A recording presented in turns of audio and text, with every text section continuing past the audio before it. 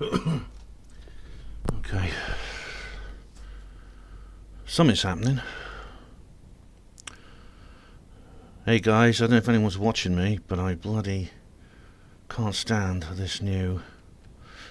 I can't stand this new studio setup YouTube have got. I really can't. It's bloody awful. Oh, right. I'm starting about a couple of minutes early just because of all the technical problems I had last time. Do you remember? Let's have a look. I don't even know if I'm going live, but there's nothing that indicates what's happening. Let's have a look. Oh, hallelujah, praise the Lord. There's a live stream. It's got the wrong thumbnail on it. Let me just change the thumbnail. I'm not sure I can, actually.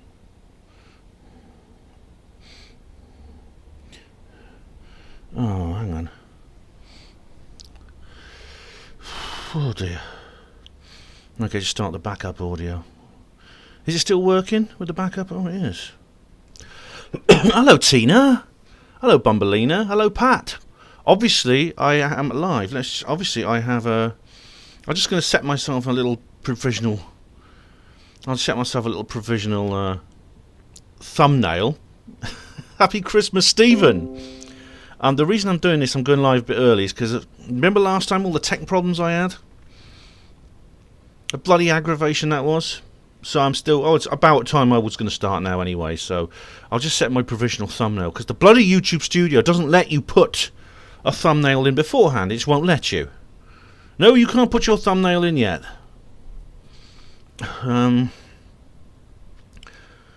Right, let's put this in. I'm just going to put this in the proper folder and then edit it. 1 sec. Hope you guys are alright. It's good to... Thanks for joining me. This should be a good live stream, actually. I'm just going to get myself a provisional thumbnail. I'll put in a proper thumbnail later on. Rectangular section. There we are. Crop. Because I can't stand the last thumbnail. It's just misleading if I use the last thumbnail. Right, edit. How do I edit this? Thumbnail. Customize thumbnail. Download. No, sorry. No, upload thumbnail. I don't want to download. I want to upload it. And I can't do it. It gets worse. Oh, it gets worse, ladies and gents. Anyway, forget that. Alright.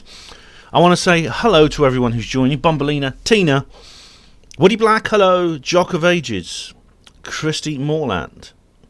Oh, Tina, where's my party hat? Of course, Tina, I should have got a Santa hat or something, shouldn't I? Oh dear.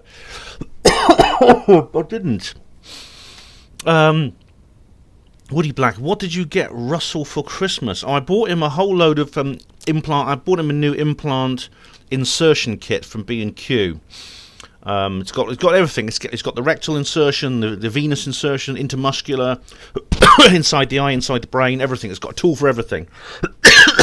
When I start a bloody live stream, I have to get a cough.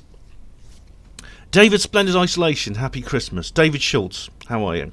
I'm not. How the hell am I? I'm the hell not bad, man. How are you? How's things in Maine? Lots of deep snow, I hope. Lots of deep water here. And watch him, he's not one of us, who I can see now. Hello, watch him, he's not one of us. Good evening. I can actually see him. For some reason, I couldn't see him. I used not to be able to see you for some reason. When you put comments on the recordings, for some reason I can't see you. Hello, Steve Sanderson. And how you doing? Yeah, Russell's chuffed to bits, I'll tell you. John Smith, hello, how are you? Right, I've just got to share this around, guys. Merry Christmas, Jock of Ages. Let me just share this around. So I'll go to here, put this on like this. It's around, guys. Okay, I seem to be doing all right now. It's working. I'll just share this on Facebook.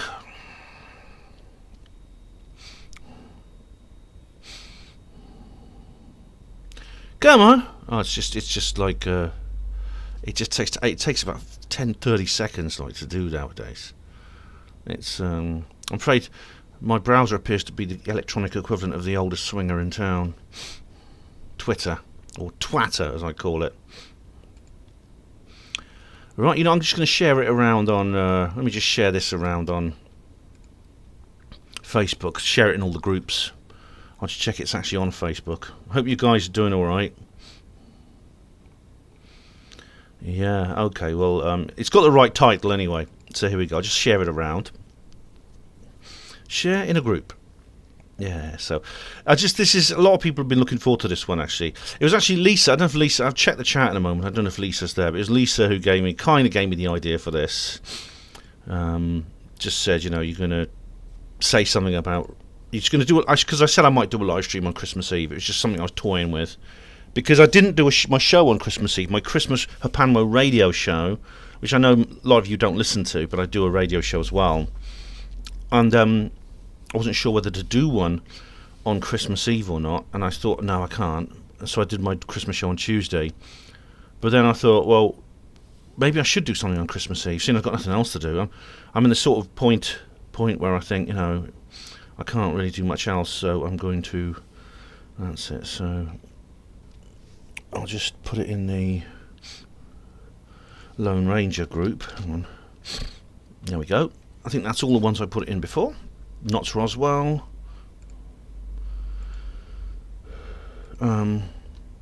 East Anglia UFO Discussion Group, British Planet Appreciation Society. So hello to everybody who's in the chat box right now. DJ B2 and E.T. Hello, phone home. Merry Christmas to all truth seekers. And that's cool. It's the season where everyone's skint and freezing. Well, not so much freezing, watch him, he's not one of us. Sort of soaking more like if you're here. I hope you guys are all right. Paul Armstrong, hello, how are you? Yes, I owe Paul, I'm going to probably owe him £10 on New Year's Eve, because we had a bet. Christy Morland said, 26th of December 1980, Britain's Roswell happened. Yeah, Christy, that was actually the first... day. I mean, there's a lot of contention over actually what happened during this period, during this incident, this series of encounters. But what we gather is that the actual event began in the early hours of Boxing Day. And of course, I can't, that's not, today's Christmas Eve, so it's 2 days earlier. However, I can't do a show on Boxing Day, unfortunately, because I'm doing something else. I'm doing the Mindset podcast, Mindset live stream on Boxing Day, so I can't. Obviously, tomorrow's Christmas Day is a family day, so I thought I'd do Christmas Eve. And Watch Him says, the big, bold, beautiful Benny Handel's Christmas special. That's a wonderful title, If I ever get into mainstream TV, before you shoot me, which you have my permission to do, I think I might do a show called that. I'm glad you're looking forward to it, Bumbleina. Northern Ireland's in total lockdown on Boxing Day too. Yeah, Christy, Boxing Day, Oxfordshire goes into total lockdown too. That's a real pain in the arse, it really is. Seth Fletcher, hello. Paul Cullerverd. Waiting for Cable Green, I'll be coming to that. Yes. BitChute, good evening. And Jock of Adage, you're 3 to 4 in your area of Scotland. I'm sorry to hear that, Jock. Anyway, because I don't really have a lead-off for today's show, there's not really much to lead off with. I mean, you're familiar with the case. You're familiar with what happened in December 1980. Just, like I say, it started on the early hours of Boxing Day and continued for a couple more days. I mean, there's at least one more incident after that. Although some people say there were more. Some people say there were three nights when all this happened. And there's even other... there's other ideas as well. Now, of course, I've been covering this issue in detail now ever since I really got into ufology, particularly since the sort of mid-2010s.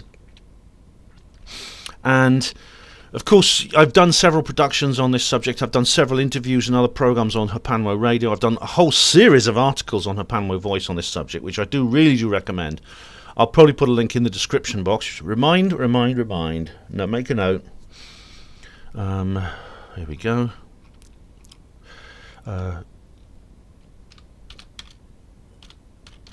Right, I've an entire series of articles, which I'm very proud of, actually, very detailed articles about this subject in Hapanmo Voice. As you know, that was really during the 2016 to 2018 era, where there was a lot of developments. There was a huge amount of new material coming out during that period, as you know. One in particular was a book called there was a book called Encounter in Rendlesham Forest, which was allegedly it was two of the authors were John Burroughs, U.S. Air Force, and Jim Penniston, U.S. Air Force. From what I gather, though, I mean the principal author, and indeed I would argue really principal, meaning almost all of it, was Nick Pope, praise be upon him. It really, I think it was pretty much Nick Pope. I only read a bit of it, but I think it's pretty much Nick Pope's work. Although the other two guys, they did give their input. And so a huge amount happened, I think, between 2016 and 2018. Now, a lot of what I cover, the reason there was so much activity had an awful lot to do with disinformation that came out during that period. There's a massive disinformation campaign during that period, which I covered in detail. Now, being a conspiracy theorist, of course, I'd like to be able to tell you that the government tried to crack down to try to get the secret of the Rendlesham Forest incident back in the bottle by, getting this genie of truth about UFOs back into the bottle by attacking the principal witness into the event. The truth is, unfortunately, that the reason the principal witness was attacked was because he got involved in a personal conflict with someone else. This is a former friend of his. They were very close friends, and for a while, and then they had a massive bust-up. They had a falling out, and the very next day, all this disinformation started coming out, and it's pretty clear that it was simply a fabrication motivated by a personal vendetta.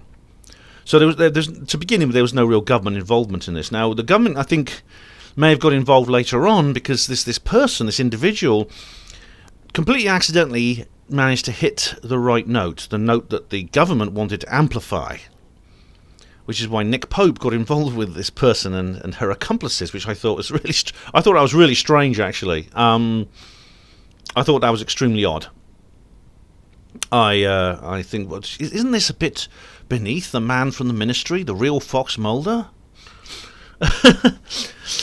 Now, what's happened since then, I really don't have much of a lead off because there's been not many developments actually since then. Since really through 2019, 2020, there's been very, very few developments. There really, really has. Now, there have been... there's, of course, been some books. I'll talk about those in a minute. What there is, of course, is this, the 40th anniversary of the event. Now, if it hadn't been for the damn lockdown, people are talking about lockdowns here. Tina has said that she's in total lockdown. And I know, because I know Tina outside of the internet, and I know that her area has been in Tier 4 now for about a week. Well, guess what, Tina? Tomorrow, on Boxing Day, Oxfordshire goes into Tier 4 as well. So we'll be joining you in the keep of the Alcatraz fortress of the COVID Sing Sing. So we'll all be there together. DJ asked if they locked down Rendlesham Forest. I know if you want to go in there, you've got to pretend you're getting Boris's one a day. I know that most of East England now is on Tier 4. Stephen Bliss says on the 24th of December, locals reported seeing a large craft in the air. That's Christmas Eve 1980? Yeah, I've heard about that. So you could say this is possibly an accurate 40th anniversary then, yeah. Watch him, he's not one of... A BitChute says Bin Laden, the nascent, strikes again. I've got to go through your comments. All right, thanks for reminding me. I've got to go through your comments on the notice I put up, which is where. Let's just find it, because you guys left me some comments. I better just check, actually, that I've... Let me just check that I've... some of them might have gone into the spam box, so let's just double check. But you did leave me some comments, which I will go through in a minute.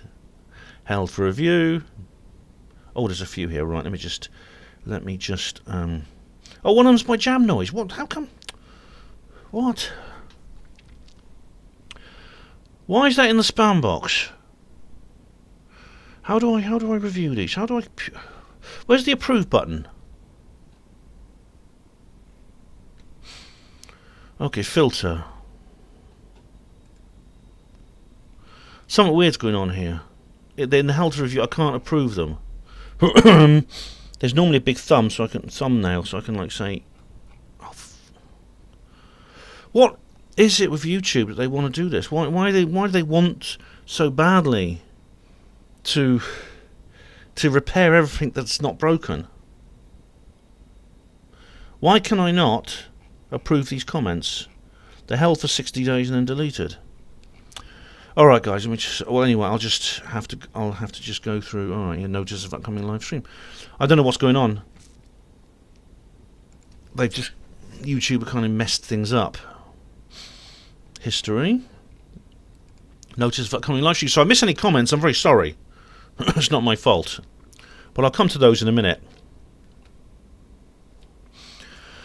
But long live the Roswell slide, says Roch. Oh my goodness me. Don't bring those up again. I've got 36 watch. It's gone down a bit. Oh man. It may pick up a bit towards the end. So is Capel Green coming out this year, says watching. Oh, I'll come on to Capel Green in a minute. Stevens says, watch the new documentary Codename Rendlesham on Prime. I will do. Hello, Pookie Nana. Pookie Nana. I was on. Pookie Nana was someone on Jam Noise 72's sing-along, Solstice sing-along, and I joined him. I met him for the first time there, and we had a really good sing-along. Check it out. I'll put a link on the Band My Voice to that. Watch him says, what in the name of Richard D. Hall's balls is going on? Good. I ask myself that question every day. E.T. says, it's all gone Pete Tong with Capel Green. But bored waiting for it? Well, E.T., welcome to the movie industry, mate. Welcome to cinema. This happens, unfortunately. Films very often don't come out on when they're promised to come out. We're still waiting for the Avatar sequel, aren't we? Happy Christmas, Brian Clare. Okay, so what developments have there been? Well, this is the 40th anniversary. Now, what would have happened is probably just after Boxing Day, there would have been some kind of conference, probably at Woodbridge Hall, and I would be there. Right, I would be there. I think everyone would be there. It would be a massive. It would be an absolutely huge event, and you'd be very like the 30th one, which I made a video about 10 years ago. You can watch that on my channel. That's what would have happened had it not been for the bloody COVID. The coronavirus has prevented what would have been a magnificent conference. And you could say this is just one of many, one of many things that have been ruined by the coronavirus pandemic. It seems to be the ultimate spoil sport of everything. So that seems to have been the way. Watch him says, what's stopping Capel Green coming out?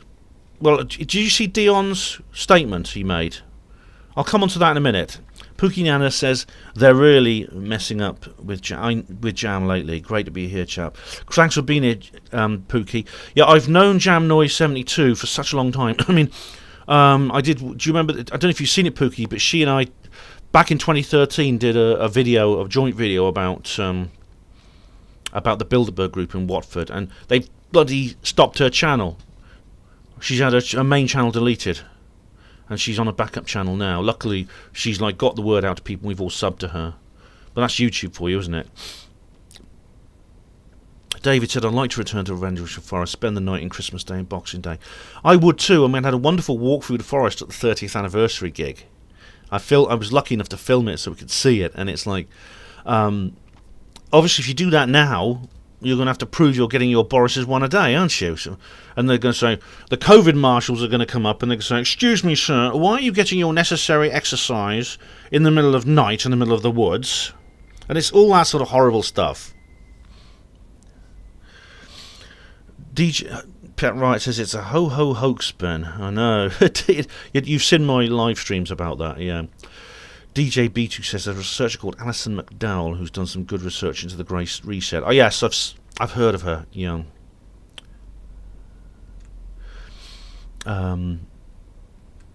Builder Bear says, watch him. Mm. So, as a result, I thought someone needs to do something to make people aware that there is a 40th anniversary for the RFI, that it is the 40th anniversary, and there have been a couple of shows. I mean, Ryan Sprague, who's made a bit of a fool of himself lately, to give him credit, he did put up his he did repost the one he did a few months ago. He did his special RFI video, his special RFI show about it on his show Somewhere in the Skies, which I do listen to his radio show Somewhere in the Skies, but unfortunately he's made a lot of mistakes. He's really I think he's too under the influence of a certain person who I will be discussing this evening. So as a result, this live stream is just me showing the flag, basically, for this particular event. Just saying, look, this is the 40th anniversary of the Rendlesham Forest incident, and things are looking up, I think, because all the mess that was created in 2016 to 2018 by Larry Warren's enemy, basically, who was an enemy for a purely personal issue. There's no disinformation. This person is not an agent. They just wanted to ruin his life, and they did it by basically acting as a disinformation agent, which is extremely sad. It's extremely pathetic, and it caused a huge amount of the trouble that we're having to deal with now. Not just because of partly because of what she did, but also the people who just believed it, and the people who just went along with it because it was easy. It was just easier and quicker just to go along with it. The squeaky wheel gets the oil, unfortunately. And a lot of the trouble from 2016 to 2018 was caused by that. One thing.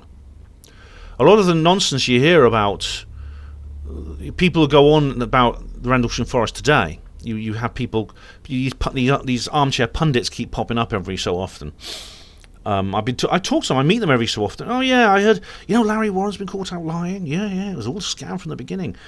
And I always correct them, of course, but I do roll my eyes and groan because all of this can be traced back to this one source. Everything, it can be traced back to one single source. And that source is Larry's former friend.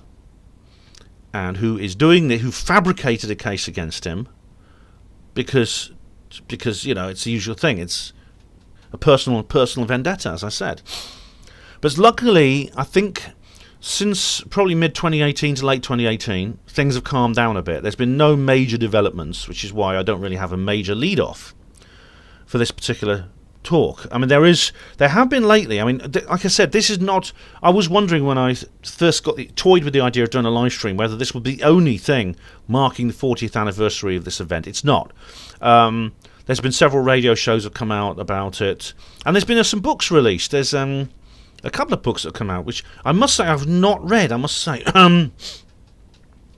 there is Rendlesham to Redemption: A Story of Transformation. Now this is by Steve LaPlume, who I met actually. He was at the 2018 UFO Truth Magazine conference. That was a really, really amazing historical event. That was the fact that he turned up and he did a show. He did like a piece on stage about this. This is a brand new witness.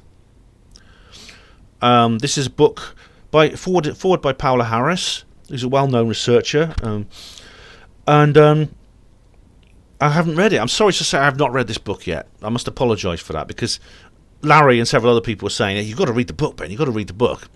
But since then, there's another book emerged, actually. It's actually much more recent. It actually came out about a month ago, I think.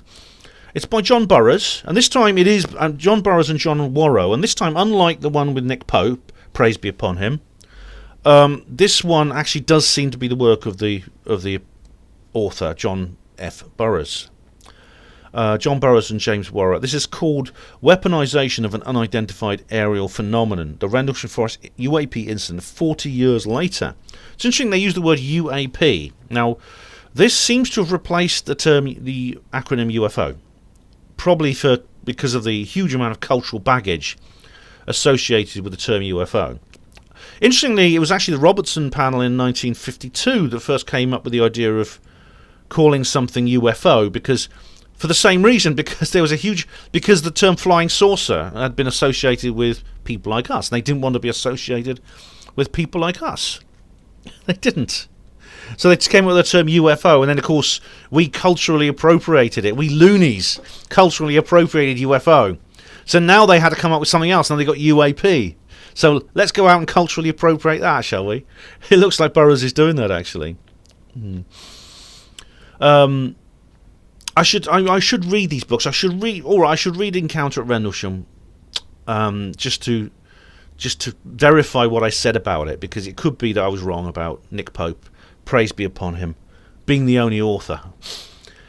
It could be, yeah. But David says, I was walking through Rendlesham Forest last year with my girlfriend and playing your walk with Larry on YouTube on the phone. And also replaying the Holt recordings of Echoing Through the Trees. Hey, David, I'm glad that was my 2017 video, Larry Warren in Rendlesham Forest. I'm glad it added to the atmosphere. I'm glad it really did. Watch Him says, can someone explain to me what's going on? All this, he said, they said. Did aliens visit military septic tanks in the 80s or what? The septic tank thing is something that came up in the Rich Planet show, which I'll come to in a minute. BitShoot says Rendlesham Fortieth stream and no Russell, fucking joke. Well, Russell is currently he's just over to my left. He's someone to my right at the moment. He doesn't take part in my live streams. Russell will have to stay out of this one. Hello, Alan Tate is there. Lisa, as promised, a live stream on Christmas Eve. How are you? And Silent Tavern says, Merry Ramadan, Ben. Oh, right. I didn't know it was Ramadan is every 11 months. It moves to different months every year. But I'm not Muslim, so Ahmad and Hassan probably. I should ask them, actually, if it's Ramadan. They're Muslims. No worries. Lisa's been watching It's a Wonderful Life. That's brilliant, Lisa. Did you see my video about that, where I went to I'm feeling nostalgic now. I went to the cinema and I watched It's a Wonderful Life. Yeah. E.T., it is great, isn't it, to talk about UFOs and aliens instead of the COVID-19. I know. It's just so... You got to get away from this, haven't you? Diego Rivera says, Boris Johnson sold out the UK. That's... I don't want to go too much off topic tonight, Israel, Diego Rivera. I will be covering that in the future. Watch Him says, so you're saying that Adam Golightly, Greg Bishop and Nick Redfern are wrong about Rendlesham Warren then? Yes, I am, Watch Him. Although, I must admit, I've not... Greg Bishop he was a mate of Richard Doty, wasn't he? As for Nick Redfern, I know he wrote a book about it. I've not read the book. I did interview Nick Redfern, but it was about another book that he did, and I didn't cover this one. So, I listened to him talking about it, and I had to say I don't think it makes sense what he said. Now that being said, I didn't read the book, so if I read the book, if I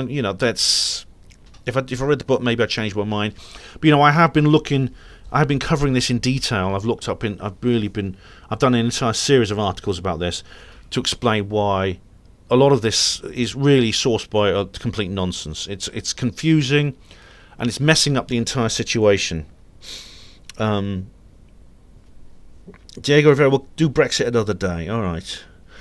It's great, Lisa. Lisa says she saw my roving review of It's a Wonderful Life, and I'd love to do roving reviews again, and I'd really do hope the cinema's open again, because the loss of cinema, I think, is one of the worst things of this particular lockdown.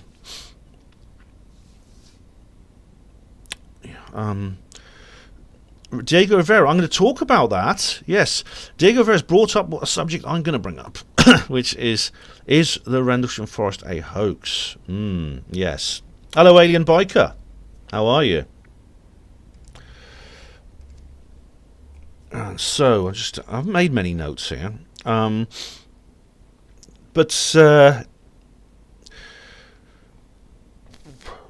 I'll talk about Ryan Sprague. Now, Ryan Sprague, who does a show called Somewhere in the Skies, which is pretty good actually, and I always watch it. Now Ryan himself, I don't have a problem with. I mean, he's a Joe Biden fan, but which is a black mark against him, which is a shame. But apart from that, I think he's quite sensible. I don't know how old he is. He looks quite young, and he sounds quite young. He's one of these called Young Guns, which you hear about on UFO Twitter. And he's very much, I think, he seems to be very much under the influence of Peter Robbins. If he was actually on the Black Vault the other day, and he described Peter Robbins as his mentor. Now, I put a comment underneath the Fade to Black show, and I just said, look, I said, I can't remember my exact words, I'm not going to look it up, but I said, I've got nothing against Ryan Sprague, I do listen to his show, but Peter Robbins is deceiving him.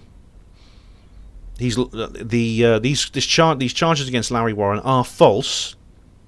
They simply come from a single person who just doesn't like Larry for personal reasons. It's a personal dispute between them, which has really grown legs, and it's snowballed into such a crisis. It's astonishing that this happened. That it's completely thrown all the research arse over tit, basically. I didn't use those words in that detail, but I just explained it's just a fabrication by someone who doesn't like Larry personally. That's where all this came from, the whole thing. Yeah, I know. Lisa says it's hard to understand how anyone can be a creepy Joe fan. Yes, it is, isn't it, Lisa? I mean, Joe Biden, of course, who is the rightfully elected president of the United States. Yes. I'll have to do BitChute exclusives if I want to talk about this in future, won't I? Yeah. Hello, Jamie. How are you? I hope you're all right.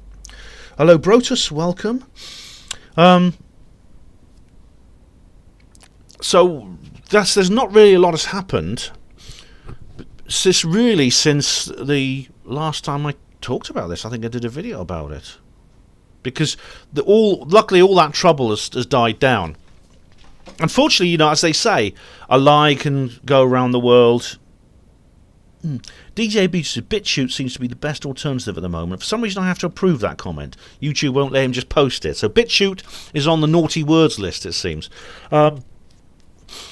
Despite the huge amount of chaos that was caused by this single person, a couple of years ago, back in 2016. Like I said, there were 2 years of absolute anarchy, and a few people were trying to keep things on an even keel. That is basically myself and Gary Hazeltine were as researchers, and some people behind the scenes as well who were working very hard, such as Tino Magaro and Dion Johnson, were trying to keep things on an even keel. And I think we've succeeded. I would say we've succeeded. Now, there's always, as I said, that a lie can go around the world 10 times while the truth is still putting its shoes on. And unfortunately, memory seems to be selective among people. They're better at remembering the loudest voices rather than the most rational voices. Which is why just a couple of months ago I was in a Skype call with someone, and they said, "Oh yeah, Larry Warren. Yeah, he's been selling he's been selling fake antiques and everything. He's a total fraud. It was all exposed. All that stuff was lies." And all this stuff, and I paused, I took a deep breath, and I thought, this guy is just, a couple of years ago he heard these loud voices, and it just went into his brain. He didn't think about it for a while, and then suddenly comes out when the subject comes out, and obviously I put him straight. I said quite clearly, no, this is not true. I have contacted the antique store personally. I've told them about this guitar, the fake one that Larry Warren was supposedly sold to them. And I said, look, have you looked into this? And they said, no, it's a real guitar. It was played by Stevie Ray Vaughan. It's not a fake. It's not a fake, because the accusation was that Larry had a guitar, an electric guitar, which was signed by Stevie Ray Vaughan, the rock star, and that as a result it increased enormously in value. Someone probably bought it for about 50 quid. Stevie played it on stage in one of his gigs and then signed it afterwards, meaning it's worth about £50,000. And they checked the antique store in France checked it. They checked the whole thing, and it's a real. It was played by Stevie, and the signature is genuine. And I did make the point. I said, look, do you realise Larry would be in jail right now if one word of this were true? And they say, oh, and I explained this guy was in the Skype call. I just said, look, and I told him everything I've just told you, and he went, oh, right, okay. It's like, it's obviously just never actually thought about it. He literally never even thought. He'd never even considered what, he'd never even considered what I'd been discussing. And it's like, that's what I mean. The loudest, what was I said earlier on? The loudest voices tend to prevail, unfortunately, not the most rational ones. And that's the problem. And the person Larry fell out with, his personal friend who attacked him for a purely personal reason, has a very, very loud voice and knows how to amplify it. And indeed, later on, I think it's suspicious that the powers that be, who have a very, very different reason for wanting confusion and chaos to be injected into the Rendlesham Forest research community, those people then allied themselves with her for that reason. As I said, she didn't have any intention. She's not a disinformation agent in any way. She's not working for the government, but she just happened to hit the right note that they wanted to amplify.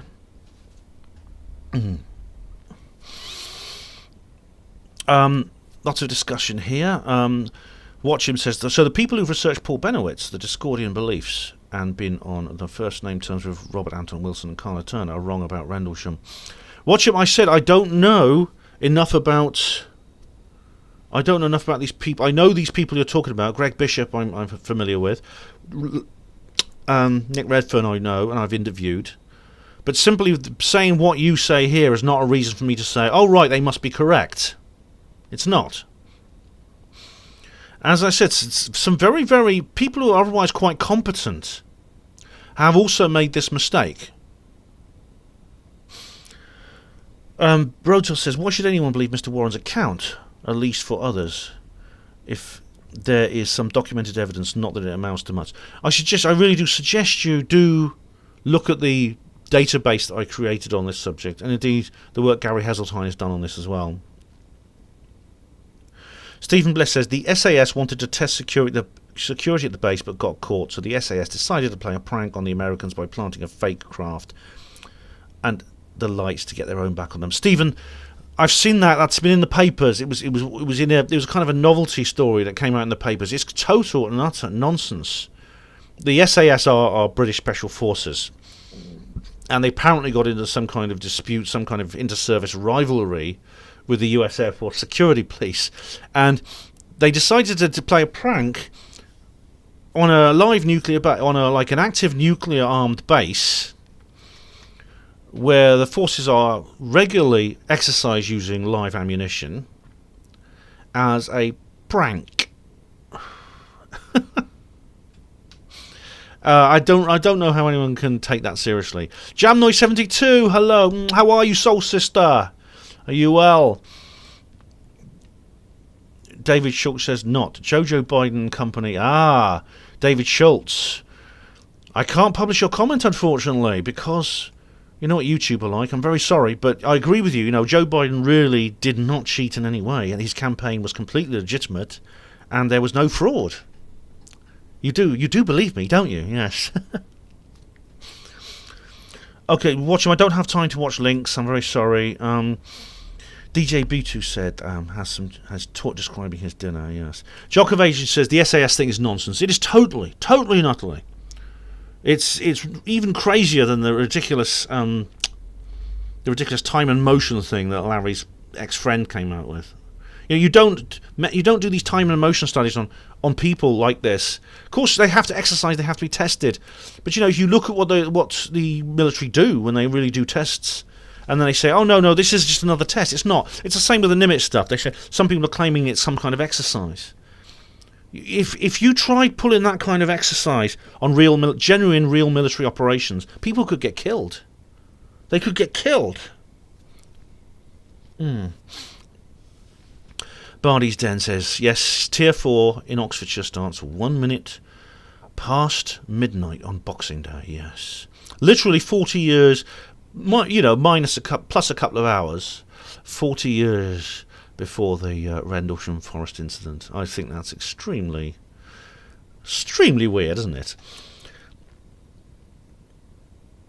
Yeah, David says a very good point here. The SAS are capable of making craft that levitates and bullets off into space. Yeah. Brotos says, I've read the material in the case. There's no good evidence in support of Mr. Warren's version of events. Then, Brotos, do feel free to put comments under my database articles then. Go ahead.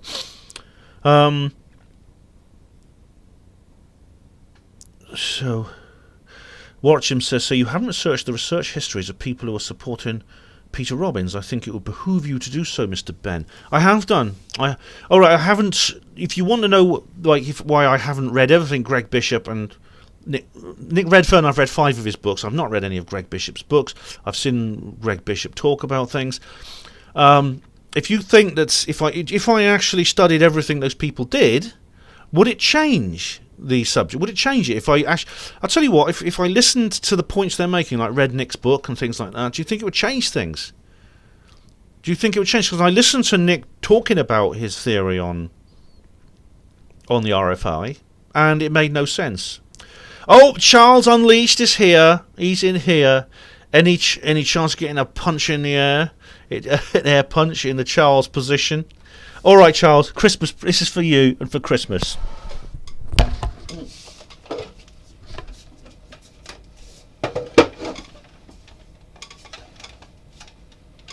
Punch the air for Richard D. Hall. Punch the air for Richard D. Hall. He's not a hamburger with legs like the rest of you. No, he's not. He's a proper guy. He's a proper super soldier, psychic gangster like me.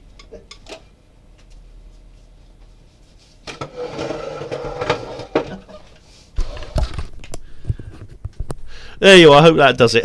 I hope that was good enough. I was in frame.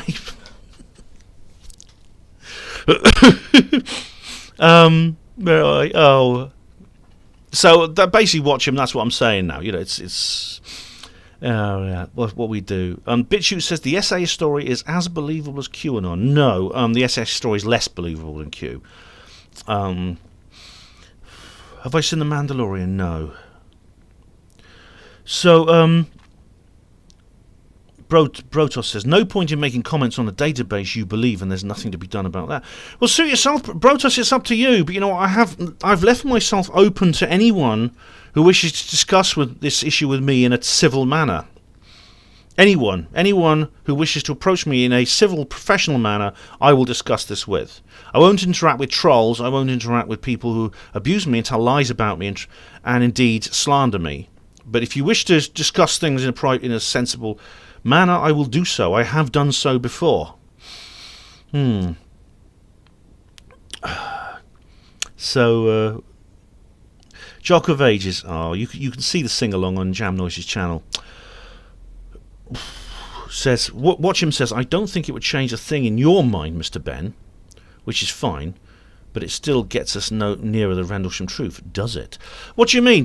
What are you saying? It wouldn't change my... You see nothing... What are you saying? You're saying I'm somehow stubbornly clinging on to some kind of belief system about this whole thing.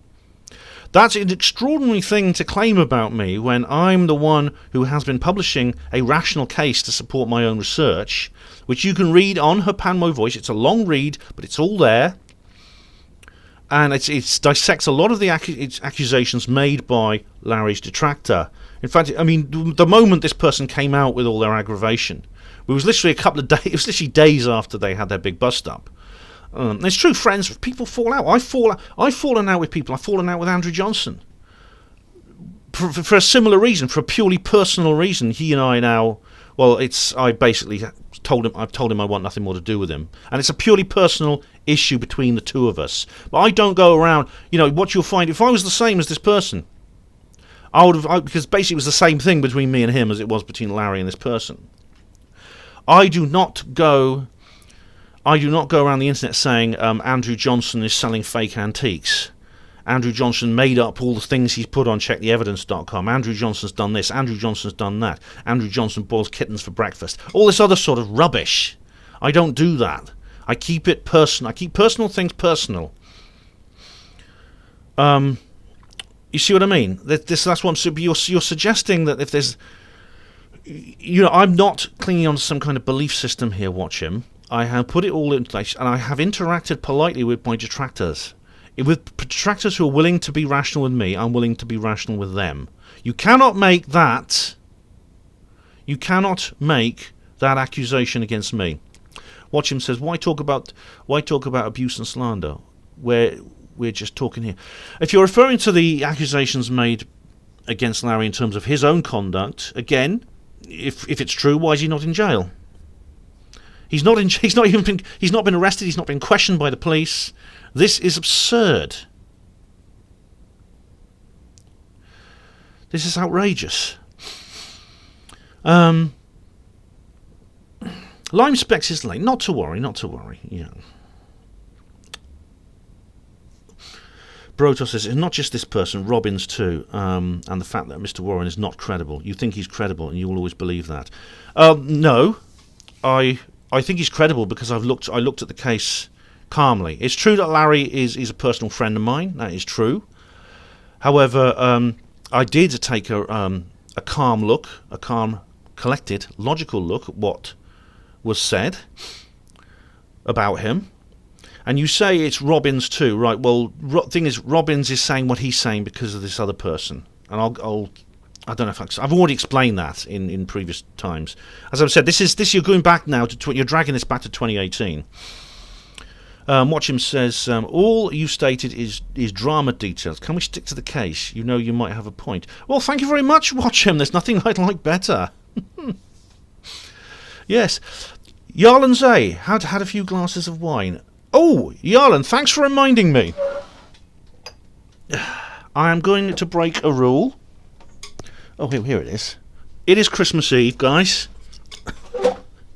So thanks for reminding me, Yarlan.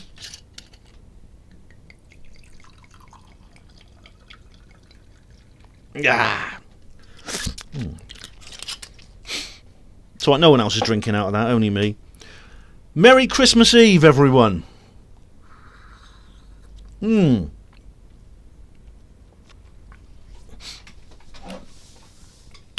go, right. Pat Wright says, anyone seeking the truth should be open to all views and not dismissive. That's correct. That's correct. And that's what I have made I've really made an effort to be here. And I stand by, basically, I've never had any real doubts about this, because it's really, all the evidence has gone in the same direction ever since, June 2016. It all kicked off when just before the Scottish UFO and Paranormal Conference. The first thing that happened was that Larry was basically banned from speaking there. He had to do he did a remote video, but since then all the evidence has headed in the same direction. I've never once looked at it and thought maybe I was wrong.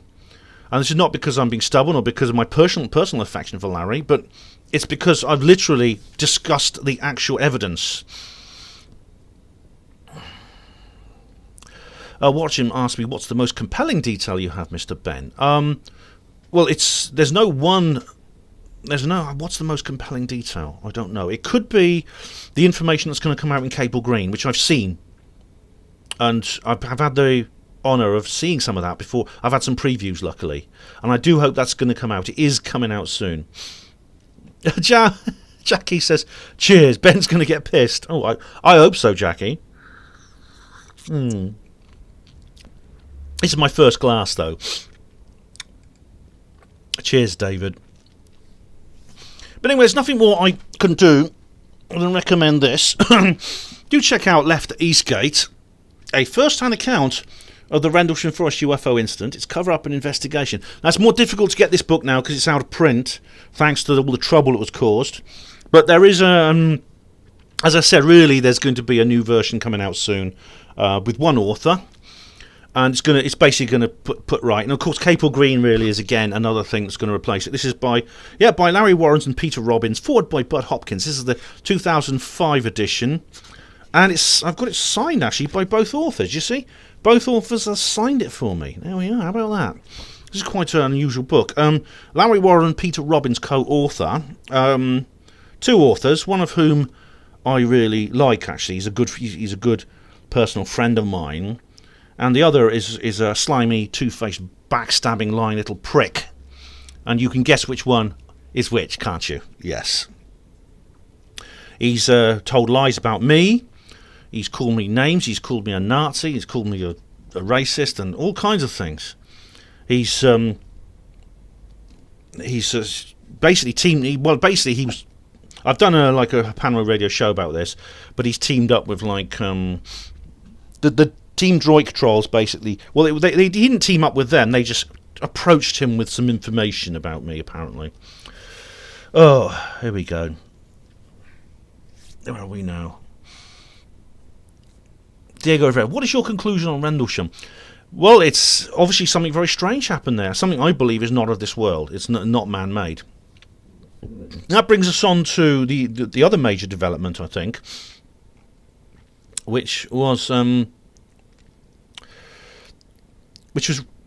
richplanet.net. Now, what people watch him says, what in the name of Richard D. Hall's balls is going on here? Well, now what's happened was that the Richard D. Hall of richplanet.tv actually put up a really I think it's worth watching. Actually, this, I mean, there's a lot wrong with it, but it's worth watching. It's called Rendlesham UFO 40 Years of Lies. Now, this he put up on his channel. It's still there now. It's actually he should have called it 39 Years of Lies, because he put it up basically Christmas Day last year. But he said in it, basically he said, I'm going to shed light on this. I'm going to clear up the doubt, all the doubts and controversy that's going on here, all the discrepancies between the witness testimony, all the conflict between them in one fell swoop, by bringing in statement analysis Peter Hyatt. Now he's an expert in forensic psychology. He's capable of detecting deception in language. That's a very, very important part of police and intelligent work. And indeed, you might have seen the Rich Planet shows about Cade and Jerry McCann and what they were saying, Neil Armstrong, etc. And he did the same to the Rendlesham Forest witnesses, Jim Penniston, Charles Hort, Larry Warren, and Peter Robbins as well. And Richard hoped that this would clear up the confusion, working out what the truth is. But he admitted it was actually a more difficult assignment because Neil Armstrong has said very little, but the three RFI witnesses have spoken extensively to the media, and their statements are therefore contaminated by time and repeated retelling. And the recordings may have been edited, things like that.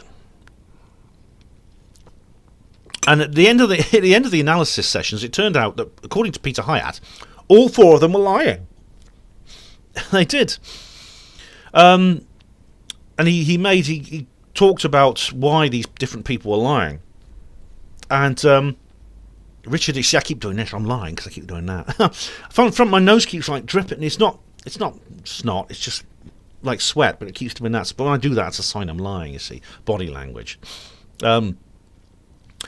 But what Richard says is, now this is what's really extraordinary, is that what Richard says is, he believes something strange happened in the forest outside the bases like that night.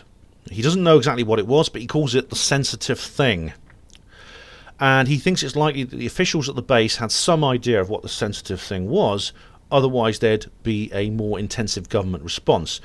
That's possible, but it might actually have been an eventuality for which the local commanding officers had no contingency plan. That's what I think is possible. And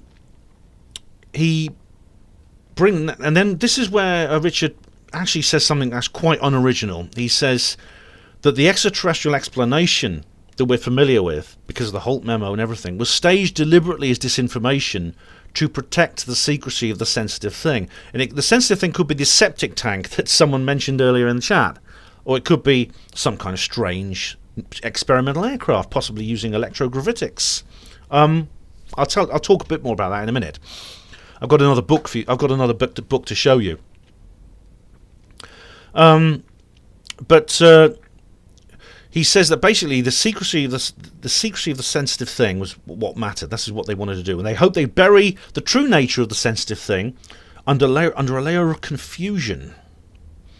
And this goes back to the old line that the UFO phenomena itself is, in whole or in part, a piece of engineered modern mythology designed by the intelligence services to launder their more down-to-earth secret operations. And this is actually a very fashionable idea. And as I said, this was not something really particularly avant-garde on Richard's part to bring this up. but it doesn't make sense. In most cases, it just doesn't make sense, and in this case, it certainly doesn't make sense. Because if you're basically drawing someone's attention towards something with the ultimate objective of deflecting it away. And just think how many ways that could backfire. It's a very risky gambit. I really don't see how dazzling the public with these exotic stories about little green men landing in the middle of the woods in Suffolk. I mean, is that really going to maintain the secrecy of the sensitive thing, a septic tank, a experimental aircraft? Because it's turning people's attention towards the sensitive thing, and sooner or later someone's going to work out what it really was, which according to Richard is kind of what's happened. So wouldn't it be better just to keep quiet about it altogether? The same goes for this idea that Bob Lazar is some kind of disinformation agent. So, you know, to research these things, there's no doubt like Peter Hyatt has an important input, but he's not the last word. It's not, well, we've been using all these other research techniques, and they've worked really well, but we haven't brought in the wonderful, the knowledgeable, the ultimate arbiter of truth, Peter Hyatt. No, you can't do that. Otherwise, you get to the point. If apply this legally, all right? Because I don't know what actually is the status of Peter Hyatt's testimony in court, but if the legal system was managed by Richard D. Hall, you'd basically be in situations where there'd be a bank robbery and some old lady was walking past with like a Zimmer frame, and she'd be arrested and pulled over, and if she failed the Peter Hyatt test, she'd kind of be the culprit of the bank robbery, regardless of the CCTV evidence, you know, and the fingerprints in the bank and the witnesses on the street who saw the masked men with guns running out. Now, forget all that. We have Peter Hyatt, and he's got his old lady in a cell, and he's given her the test, and she's failed. So you see, that's where I think Richard got it wrong with this. You know, Richard D. Hall. I mean, in his attempt to clear up this controversy, he completely failed. And he could have done a lot better if he had simply consulted with the two principal researchers into this matter, which is basically myself and Gary Heseltine. He didn't consult with us. And he's not a shy bloke. None of us are shy. We are quite happy to talk about, approach people and discuss things, you know, with people, approach strangers sometimes. But he doesn't even have to do that. He actually knows us already. But he didn't consult with us, and it begs the question, you know, why not, Richard? Why didn't you? He's not obliged to do that, but if he had done that, it would be in a much better video, I think. So, Rendlesham Forest UFO, 39 years, or as 40 years as he calls it, of lies and disinformation. I mean, it's true. I'll just go back to the comments now. Just come back to the comments section. I want to say hello to everyone now who has joined. Thank you very much, all of you. I've got loads of comments here. More wine, I think, is on the cards here. David, his girlfriend bought him Left Eastgate for his birthday. That's great, David. Charles says, am I watching the Truth Seekers Accountability Project? No. I've heard about it. I haven't. Charles Unleashed. Warren was Droik all along. Now, Droik is someone who guards his anonymity with absolute, like the crown jewels. DJ Beetle will probably go to bed after the stream. All right. Leave Richard D. Hall's balls. Oh, I haven't touched them. I swear. It's just a wicked rumour. Silent Tavern. D. Hall's mullet is now a full ponytail. Digging it. I'll tell you what, you know, I wish I could grow hair like that. I can't, unfortunately. It's not that I don't want to. I can't go to the hairstyle. It's just I don't have the grass seed for the lawn anymore, unfortunately. I don't think the beard suits him particularly. Paul Culliford says, "What about Dolan? What about Dolan? Lime Specs can't get into the Spirit this year. Lime Specs. I don't think anyone can. It's not the way it should be, should it? Because this damn ridiculous situation, which I talked about in my coronavirus live stream. The government, it's not going to be easy to get out of this because the government are enjoying this power they're exercising over us. They've got the perfect pretext to really go full fash on us, haven't they? And look what they're doing in Australia. It's incredible. I mean, the lockdown in Australia is unbelievable. they're not going to. They don't give up that power. They don't say, "Okay, we've had enough of this power now, so we'll now." I think we will now let you go a little bit. We'll ease off on it a bit. We've had a good fun. No, they just keep going. They just keep going, don't they? Brotos says sarcastically, UFO witnesses lying? Incredible. They do, you see, well, of course they do sometimes for various reasons. But they don't all lie. Jam Noise, are you singing tonight? Depends how many more of these I have, Jackie. Where are we now?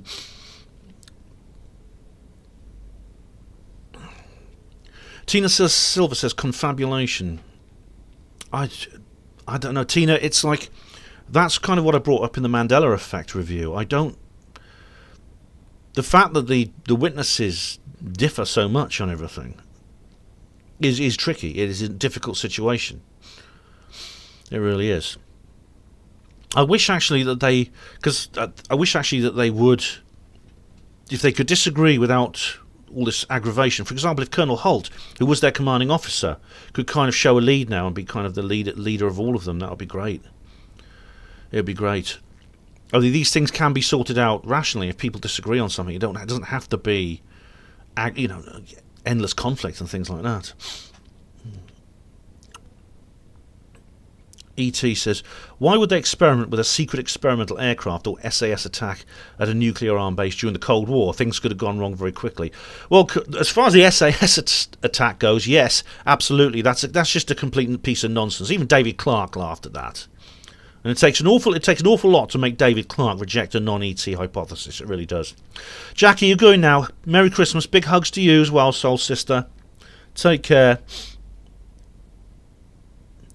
Joe Glover, but Ben, what was the story about objects tracked on radar a few years before RFI? Tell us about it.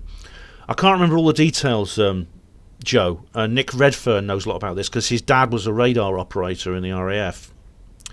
But it's an interesting thing. It's a curious subject. It really is. I'm just going to go back to the Richard D. Hall released a show 12 days ago. Wow. DJ, yes, Richard is back now, and people kept asking me, where's he gone? And I said, don't worry, he'll be back. Richard tends to do this. He tends to release a series of videos, a series of programs. Then he goes quiet for a bit, then he releases a series of more. He does a tour. What he's doing in the quiet period, he's working on his videos. He tends to do that. That's his method. And look, I haven't watched it yet, but I will watch it because most of his, tell you what, I mean, most of his stuff is really good. I've always said, generally his stuff is really good. He gets some things wrong nowadays, but he doesn't hesitate to criticise others when we make mistakes, or he thinks we make mistakes. So I'm not going to hesitate to criticise him. But I'm looking. I will go and watch that because it's on my list definitely. Brotos says Roswell even longer, and stories about miracle working Jewish mystics even longer than that. So what? The Roswell incident, there was actually a period of almost 30 years, 31 years actually, between, to be precise, from 1947 to 1978, which is when Jesse met Stan and the whole thing came back. Jewish mystics even longer than that. What's that mean? Miracle working Jewish mystics. Is that the Essenes or the Kabbalists? You're talking about, I think you may be referring to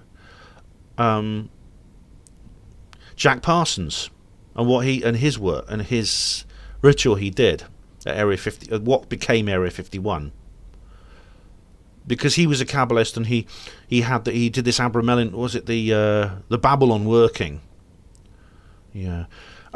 Good evening, Sonaras Ashtray. How are you? Here we go. Tina Silver says Peter's height doesn't make up the words. He analyses what people say in their own words. That's correct. I'm not going to. I don't want to completely dismiss Peter Hyatt's input. Of course, that would be as foolish as to dismiss his input completely. Would be as foolish as making it and saying, "Well, that's the only input we need." Both would be equally foolish. I mean, you know that when Cable Green comes out, there's the details of the polygraph study done on Larry Warren are going to be released too, and it completely contradicts everything that's happened here. And I know that people keep saying, well, polygraph's not perfect, they're not admissible in a court of law.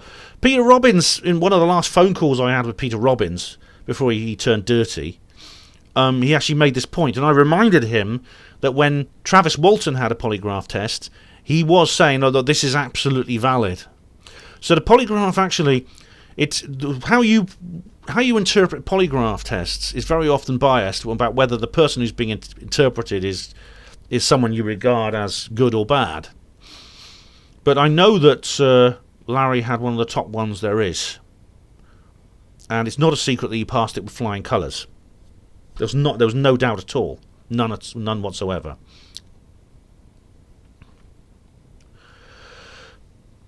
Silent Tavern. Hello, Silent Tavern. That's a good name. I love Silent Taverns. Unfortunately, I've got to make do with drinking at home. I believe Richard D. Hall is trustworthy because he hates the crown. He's a Republican, I believe. Yeah, I mean, of course, I think the House of Windsor. I'm against the House of Windsor, but I'm against the idea of a monarchy in principle. I'm not so sure. I don't know if maybe there is a rightful King of England, like not that guy Daddy Dragon interviewed. What's his name? Daddy Dragon did a really long, detailed video with him. I remember. Yarlan Zay said, I think the Richard D. Hall videos are usually every 2 weeks. Saw him on one of his tours and also met Ben and Mark Devlin. Hey, Yarlan, that must have been in Birmingham, Yarlan. Because Mark and I went up to one of Richard's shows, yeah. Watch him says, Dolan will never live down his endorsement of the Roswell slides. He didn't endorse them. Everything's so binary, isn't it? Everything is so black and white. Because he attended the event in Mexico. He attended the event and he just gave it a chance. That's not endorsement. Everything's so black and white, isn't it? It's always bloody... You're either 100% in favour of something or 100% against it. I've been accused of this because I don't immediately dismiss something, or because I just entertain an idea without accepting it. People immediately jump on me and force me into they immediately polarise me. That's not how life works. Where are we now?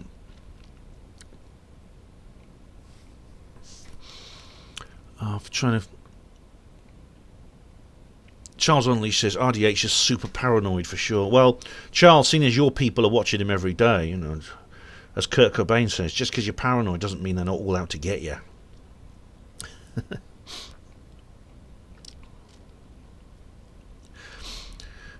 Charles says he also hates his own bed because he thinks MI5 agents are hiding under it. Broto says Richard D. Hall has passion, not little else.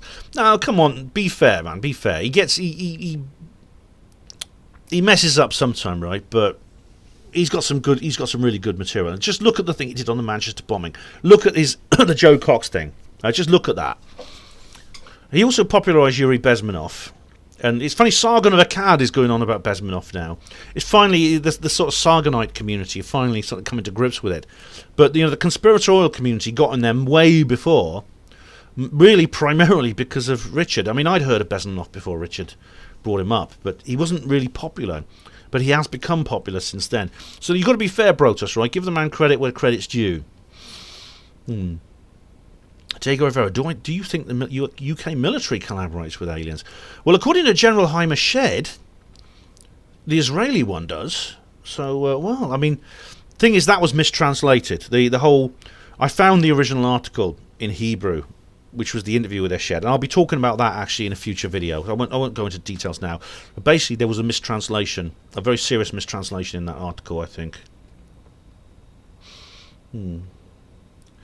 David says Richard is wrong. Richard D. Hall is wrong about a few things. He was wrong about the Manchester bombings too. And you brought this up too, David. You brought this up before, I remember, because you know somebody. You have a connection with someone who was basically involved in that bombing, who actually suffered, who lost someone in that bombing. And as I said, Richard actually put out a call for people who have personal connections to that attack to get in touch with him. So if you believe he was wrong and you know you have information, this is the kind of information he would want to hear. So please do get in touch with him.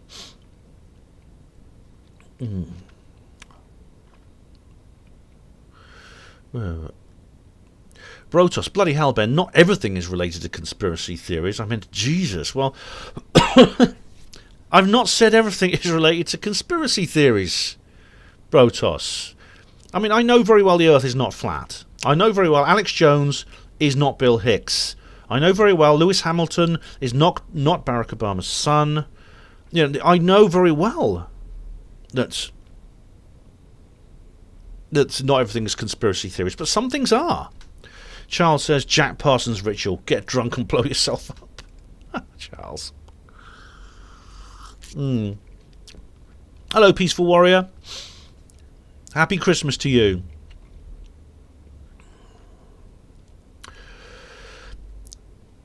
Oh, where are we now? David Schultz. Just in case you're in a singing mood on YouTube, I drink alone. Yeah, it's by George Thorogood. It could have been made for me. I think it could have been made for everyone now. Because we can't go out to the old rubber-dub-dub, don't we? Yarlan Zay, what's happened to the Queenie? Well, she's allegedly at Balmoral with Prince Philip, and keeping out the public eye. And photographs were released of her. However, they were released of her riding a horse, but she was dressed up rather warmly for the time of year, because this was back in the summer. And she was dressed up in a rather thick jacket and scarf round her head, and I thought... we had temperatures 85 degrees it was, that week, and I thought to myself, is that really a recent photo of the Queen? So who knows where she is?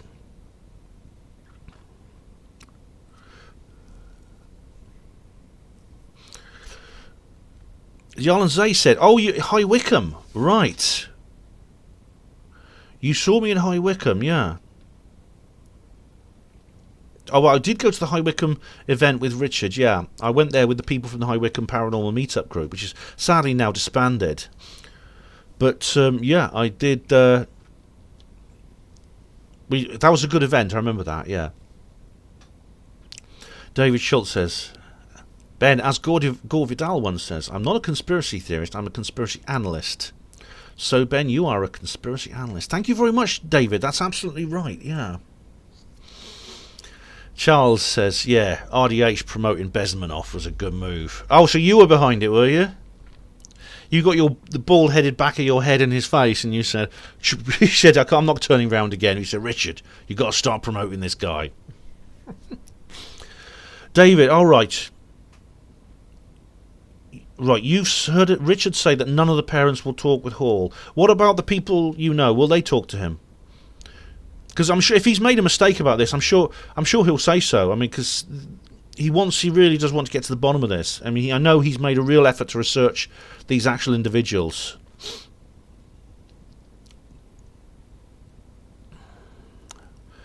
But we do get them to get in touch with him.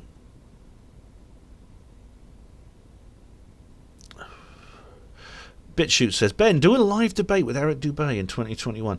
Well, BitShoot, I did a live debate with... Well, it wasn't live. It was actually recorded, but it was unedited because he put it on his own channel. I did a debate with Mark Sargent, who's kind of like he's like Eric Dubay. He's like the biggest flathead in the world, I think.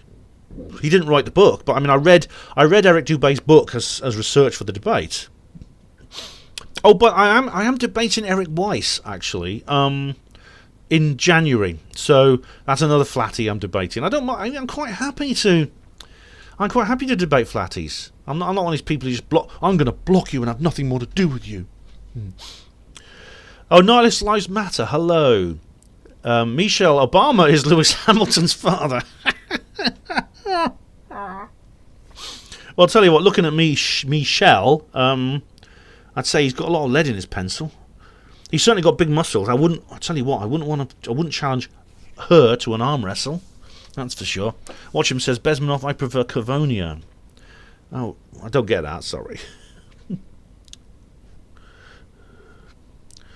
Brutus says, no grieving parent will want to speak to someone like RDH. What would it achieve? Well, it would disprove Richard's thesis. That's the whole point. He just wants to get to the bottom of it. I mean, he did what every other good researcher will do. He did what he didn't do with the Rendlesham Forest thing. He actually went out and gathered information from witnesses and from other researchers. It would achieve a lot.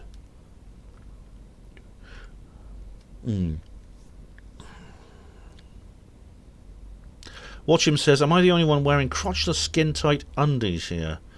I can't say, actually, Watchhim, except I can assure you that I am not. Tina Silver corrects me, actually. The Queen is Sandringham. That's actually, when I said Balmoral, I meant that. Yeah, she's supposedly at Sandringham. That's what we've been told.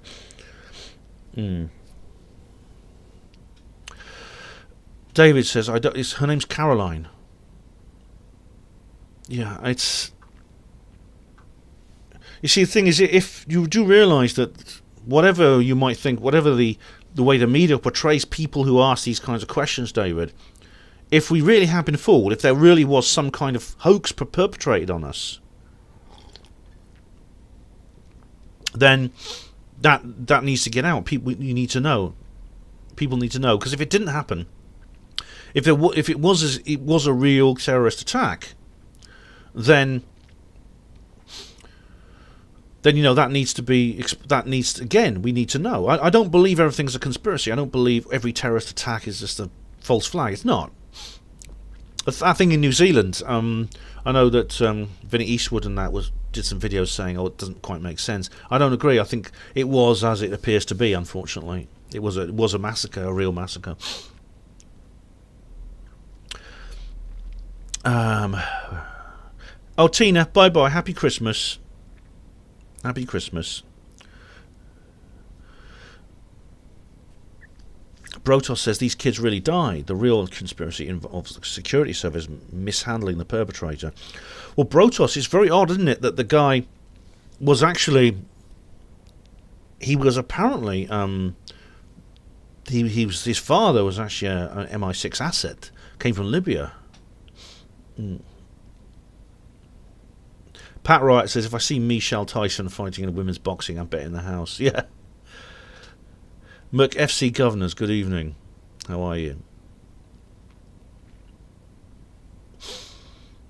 David says, I guess that also that parents refusing to speak with Hall would be presented as evidence they're in on it. I don't know personally. That's all I can say. I wouldn't say if someone refuses to speak to him, that's not evidence they're in on it. No. But it's still... it still, I think, is... if it was a police investigation, they'd have the power of subpoena. In other words, they could arrest somebody and basically grill them. Richard can't do that. There may be many reasons why someone might not want to speak to him. And it could be because they don't want to be called shills, as someone explained earlier. They don't want to be called shills. But, it's... who knows? But I mean, it would be very, very useful if they could. Lime Spec says, have to go. Happy Christmas. Happy Christmas to you, Lime Specs.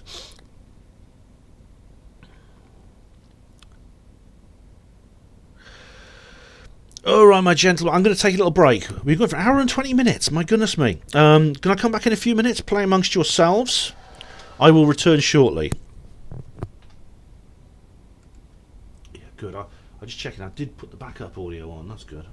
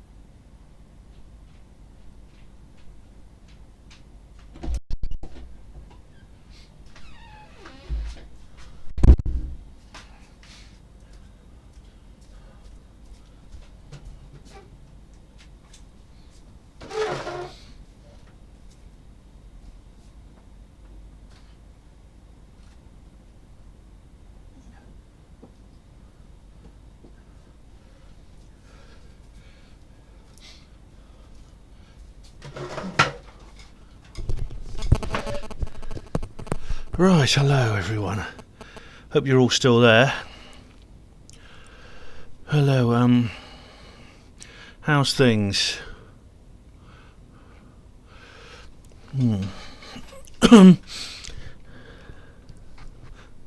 Dr. Fistless, welcome. The bucket is mine, he says. That bucket, you don't want it, it's got my socks and pants in, you don't want that. Yarlan, that's... No, the bucket has my socks and pants in, yeah.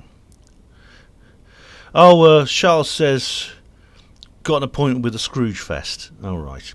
Charles is out to ruin Christmas for everyone. Yeah. I thought you might, Charles. Yeah.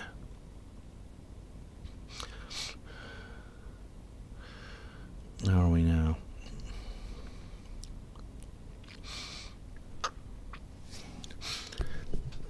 Hey, how's it going? I've got myself a mince pie. Yeah.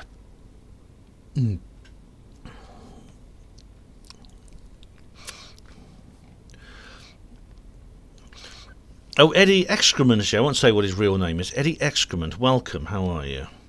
I think you were a member of my... You were a member of the Herpano Forum, I believe. Yes.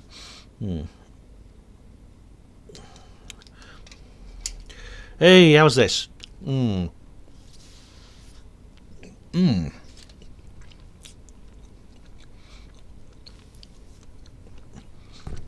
Oh, that's nice, that is. That's lovely.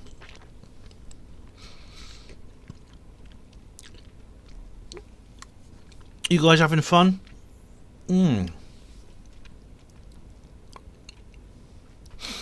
Hope you're all joining me this Christmas Eve.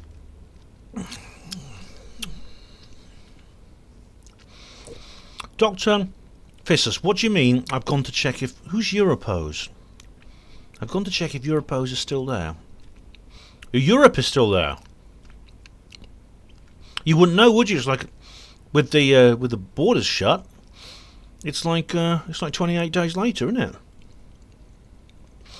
it?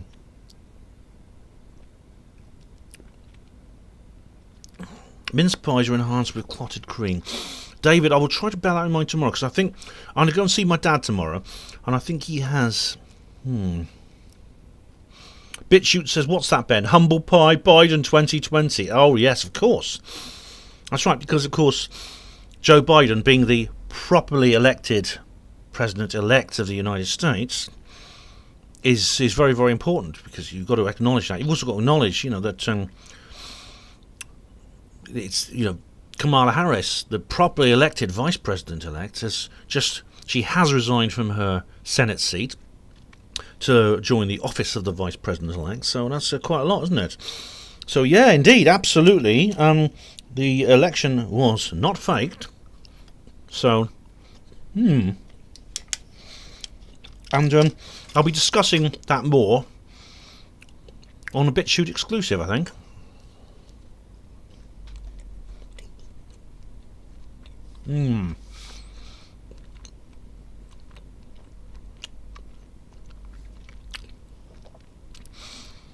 Hey, I must say, I'm making you guys hungry now, aren't I?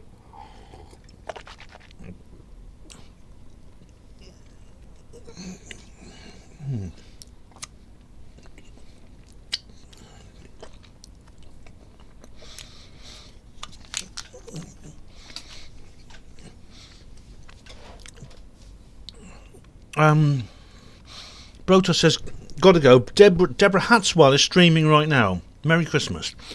Oh, I see, Brotos. You prefer the Bigfoot lady to me, do you? Charming. It's Onslow here. Hello, Onslow. Onslow says, imagine if you've been in a coma for the past 5 years and you woke up now. Imagine if you've been in a coma for the last 1 year and woke up now. I think about mince pies. They make your mouth all sticky and you can't talk properly. But obviously, if Deborah Hatswell is streaming, and I don't know how many viewers she's getting, but some people want to hear more about the British Bigfoot than they do about me. So no doubt Israel Diego Rivera is also going to go and watch Deborah and stop watching me. Is that right, Diego? You staying with me?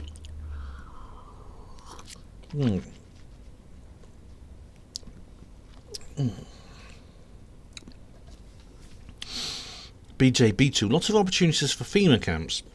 Americans in China. I know. I think if you become a COVID marshal, you can actually upgrade.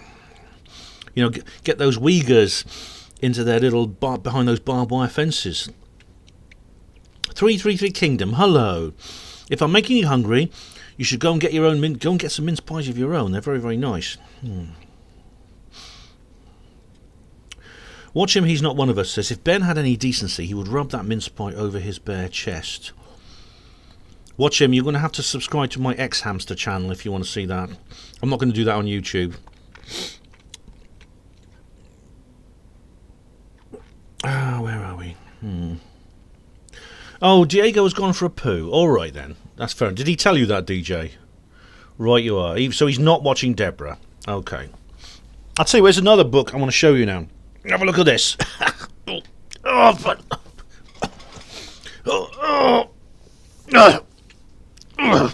God. Oh, bloody heck. This book. How many of you read this? Look how thick it is. Look at that. Oh, man. This is the Atlas Shrugged of Rendlesham Forest UFO research. It is 755 pages. Honestly, man, you could use that for... You could like prop up a doorstep with that, couldn't you? This is by Andrew Pike, and this is actually a guy who used to go to the Exopolitics conference. This is a new edition. Apparently, the first edition of the book is like a smaller one. It's more sort of holdable. You couldn't exactly take this on holiday with you, could you? You'd have to pay the excess baggage fare. But it's interesting because long before Richard D. Hall started talking about this, and I don't know if Richard actually read this book or not, but this guy, Andrew Pike, sort of came up with the same idea. That's enough of that. There we go. God, the ground shook as I put that down. So if anyone's read this, I'd be interested to know. Could you let me know? Oh, Yarlin says my sister has it, so hoping to borrow it at some point. Yarlin, indeed, yes, you'll have to hire yourself a pickup truck, but do go and pick it up at some point. DJ B2, nearly as thick as David Icke's recent tomes. Yeah. But it's what he says in. I mean, I'm not going to. I've made no notes about this. I did review it for UFO Truth magazine, so if you read that, there's in my column. There's like a little review of it, a little review for a big book. But basically, Pike is saying a similar thing to what Richard said in his Rich Planet series. He believes that there's some kind of esoteric aircraft was being tested at the Rendlesham Forest event. Oh, let me find my bloody review. Hang on a sec. Let me just go to my notes, ladies and gents. But he said basically there was some kind of aircraft. And what's more, it wasn't just an ordinary plane. It wasn't an aeroplane. It was a esoteric propulsion aircraft. Oh, hang on, where are we now? Okay. Let's have a look. It was an esoteric propulsion aircraft. Yeah, and this is... the book is subtitled The Scientists and the Rendlesham Forest UFO Mystery. So I've never met this guy, but he used to go to the old Leeds Exopolitics events. So he's been in the old circuit for a while, but he's not quite as bad as some of them. Like he's not quite as bad as Thurkettle and all those people who talk about the lighthouse. The whole thing was just a bloody lighthouse. Sadly, that lighthouse is now gone. Believe it or not, it's been knocked down. It's very, very sad. But he said that because a lot of people said that Holt and the others, when you listen to the Holt tape, they were actually just seeing the Orphan Nest lighthouse, and that's not true. And Andrew Pike in that book does not actually... He actually dismisses that. He explains that's not the case. But he does have this thing called balls of light. He says he believes there is an electromagnetic anomaly in the area, which causes these balls of light to appear, what's known as ball lightning. Now, funny enough, there's a place nearby called... there's a place near Rendlesham Forest called Lantern Marsh. It's a patch of wetland near Rendlesham Forest. And it's an album by Brian Eno. You know, it's like who does ambient music. But Lantern Marsh is a place, and as long ago as 1880 in the East Anglian Daily Times. So that East Anglian Daily Times spreads a lot of disinformation about the RFI. But 100 years ago, they were actually a very, very different kind of publication. And Mr. G.F. Fell from Orford saw what he called a hobby lantern near Sudbourne, which is a small village a few miles east of Rendlesham Forest, moving slowly through the air at about eye level and giving off streamers of light that seemed to fall to the ground like dripping fluid. What does that sound like to you? This is pretty much exactly what Colonel Charles Holt and the other witnesses report. Some of the other witnesses report, like 100 years later, they report the same thing. So 100 years before that, someone else saw something very similar in the same area at Sudbourne, which is just a few miles east of where Holt had his experience, and allegedly. And Andrew Pike, he also discusses radical aviation, this clandestine aviation. He describes a number of projects to develop aircraft of an unusual design. And these are not jets or helicopters. These are not propeller-driven. They're not aeroplanes at all. They have esoteric propulsion systems involving what can only be described as electrogravitics. And if you look at Andrew Johnson and what his stuff on that is very good. Go to checktheevidence.com and look at what's happened there, and what he's done. Like his various work on that is very good, and the interviews he does with Richard D. Hall. But of course, this goes back to people such as Nikola Tesla, Thomas Townsend Brown, and John Hutchison, and the Nazis before and during World War II. Tried to develop this stuff, and it was all taken at the end of World War II by the victorious Allies.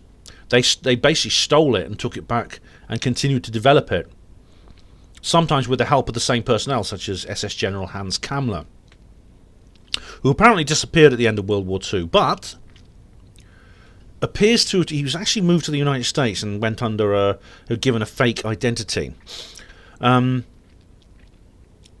So there were some less secretive programs to develop jet aircraft with a triangular or pyramidal form, such as the F-117 Nighthawk, built by Lockheed Martin. But the design was experimented with much earlier in the Vietnam War and in the 70s. When aircraft are tested, it's common practice to build an unmanned working scale model, like a drone, before the full-size prototype. And then the reader has given this hint, and indeed, this again was what Richard brings up in Rich Planet TV, about whether this is what James Penniston and John Burroughs saw. Because it is, you must admit, it looks very similar. If you look at this thing that Pike talks about here, this pyramidal, strange wedge-shaped object, it looks very much like what is described in Penniston's notebook. And it could be that there was a lot of atmospheric electricity that night, and possibly the appearance of these balls of light the following night, because they were testing some kind of electrogravitic craft in the area. They may have been using the proving drone as well. It may not be a manned aircraft, and it could be that there were transmissions from the Cobra Mist Signals Research Station at Orford Ness, which was being used to power the aircraft remotely. And he even says that Larry Warren and Adrian Bustinza and these other people, they suffered hallucinations caused by exposure to the electromagnetic fields, and he cites an experiment done to see what effect electric currents have on the human brain. And in that, I can't remember what it was. I mean, I put it down here. I didn't put a bloody source. It was probably old Michael Persinger in his God helmet. And the way that Colonel Holton's men saw UFOs shoot beams of light down to the Woodbridge weapon storage area is what it is. He doesn't explain how they all hallucinated the same beam of light, because he believes that was actually caused by the nuclear ordnance in the WSA was releasing tiny amounts of a radioactive gas called krypton 85, and that makes the air more conductive to electricity, which cause essentially lightning discharges. But how did all the men hallucinate the same thing? That's a question he doesn't answer. There's no final hypothesis in this absolute monstrous biblical book, this epic. It's just a series of chronological musings. And during his long relationship with the Rendlesham Forest incident, the author has considered many possibilities, and he describes them all in intricate detail in the book. It's a complex, multifaceted theoretical model containing several separate modules that don't all fit together, and sometimes they illogically overlap. But he admits, Pike, that the extraterrestrial hypothesis is a possibility, and he does give a well-deserved backhand slap to some of the more absurd skeptical hypotheses, like the ice cream vans, truckloads of burning manure, lighthouses, etc. But in his own way, he's desperately searching for a way to avoid aliens. This is what skeptics do. They'll come up with anything. It could be a clown with a day off from the circus, as I would say, rather than aliens. Wouldn't it be more rational? Wouldn't it be more parsimonious to consider the possibility that the incident can be explained by the presence on Earth of a non-human intelligence interacting with the inhabitants of our planet? Because, it requires far fewer assumptions. It fits more snugly with the data. It's illuminating to place the RFI in context with the evidence from other UFO cases. The RFI involved a facility containing nuclear weapons, and we know UFO activity is often centred around that, like Captain Robert Salas. We know balls of light, as well as structured craft made of metallic or ceramic-like substances, appear during UFO experiences. Witnesses to close encounters of the third kind and alien abductions report the presence of humanoid beings of many different kinds during their experiences. All these elements can be found in the Rendlesham Forest incident. And so Pike keeps stressing several times in the book he can't rule out ETs. So then, is the rest of his schema reasonable? This book is very lengthy, as I said, as you can see. It's colourful. There's a meticulous portrait, and I enjoyed the history of the incident told through his own personal life story, and it contains a good summary of the free energy and anti-gravity technology, but it doesn't deliver anything useful from a ufological perspective. It's like he can't rule out the ET hypothesis, but then he doesn't want to go there and accept that it's the most likely outcome. And this book, let me just check. The book was actually published in 2017. This massive whopper of a book was published in 2017. I picked up a copy. I was lucky to pick up a copy when I did. This was published by Flying Disc Press, which is Philip Mantle's imprint. So I picked that up when I did, and guess what? Literally about 3 weeks later, he took it off the market, which is really weird. And you can't get that book now. You can get it second-hand, but you can't get any new ones. It's gone. For some reason, I don't know whether it's to do with Flying Disc Press, what they wanted, or what someone else wanted. I don't know. All right, where are we now? But has anyone read that book? I mean, David, Splendid Isolation, his girlfriend's got a copy, which is something. Where was I now? Yes. Watch Him says, I was talking to Brotos then. I believe everything Mr. Ben and the BBC tell me. Oh, right. Well, you shouldn't believe what either of us tell you, especially not the BBC, because they're not. Peaceful Warrior, BLM, Biden's laptop matters. Well, seeing as he is the rightfully elected president of the United States, will be, then perhaps we shouldn't question him in those ways. We should believe what we say. I've gone slightly too far up. People are talking about my bare chest and mince pies and things like that. Watch Him says, I've got to go and water the Romanian servants. Oh, well, give them some brandy at Christmas, for goodness sake, they're so far from home. Yarlan says, don't you wish you could be beamed up just about now? Oh, every day. Nihilist Lives Matter says, I've nearly finished my book. Been working on it for almost 5 years. 1 or 2 more Wallies to find. All right, well, congratulations, Nihilist Lives Matter. When you find your Wallies, that's a good old-fashioned expression. Let me know. It's always good to finish a book, isn't it? Peaceful Warrior says, seen some stuff in the sky during my time in Iraq back in 2004. Oh, right, this was when you were in the army? Because the soldiers did report things. There's even some night sight footage of some really weird things in Iraq, taken by the forces, because there were so many soldiers in that area. There was a lot of international attention put on Iraq. So for a while, Iraq did become a UFO hotspot. FMG Football Mad Gamer says, evening. Good evening, FMG. Jock of Ages says, the lighthouse had a large metal plate on the back so that pilots at the bases wouldn't be affected by it. Lighthouses don't fly away. I didn't know that, Jock, because I thought it could be seen in land, but I know that, sadly, it's broke. I made a little article about it because they demolished it. Now, there was an attempt to save it, but to save it would cost millions because of coastal erosion. They'd have to build basically a massive seawall around it, and that would have cost about £5 million, and there's nothing you can do.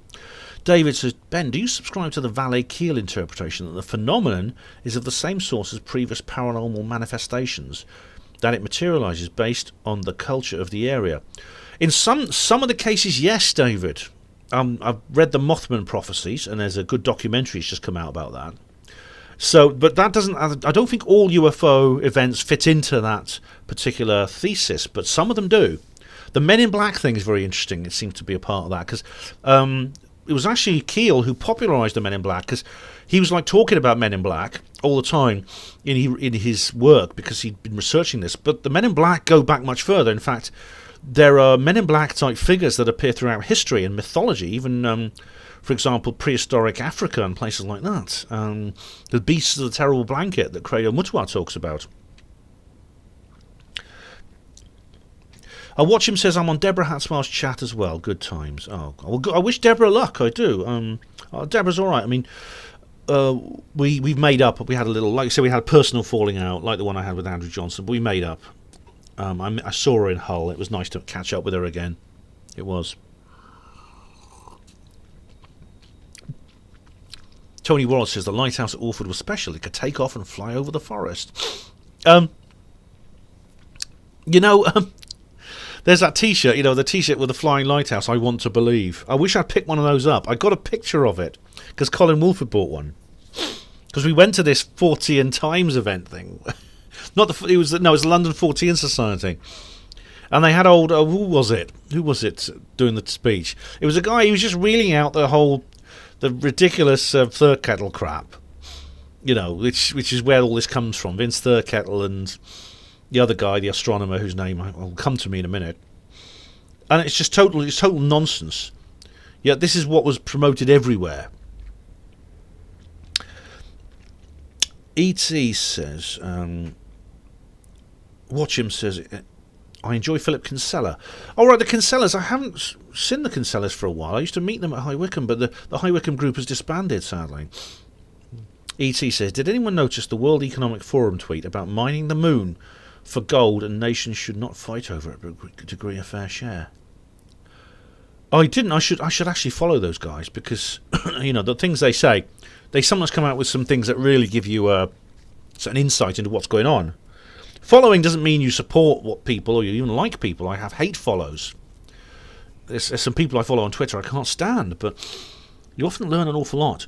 Now, if they're talking about mining the moon, you're right, this stuff about mining asteroids and mining the moon, mining in space, is nonsense if you only believe in the conventional publicly available space program.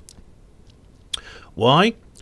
Because it takes £1,000 per pound. Everything that's launched into space or brought or travels through space there and back again, the price of transport is about £1,000 per pound. It's like with rockets and things like that.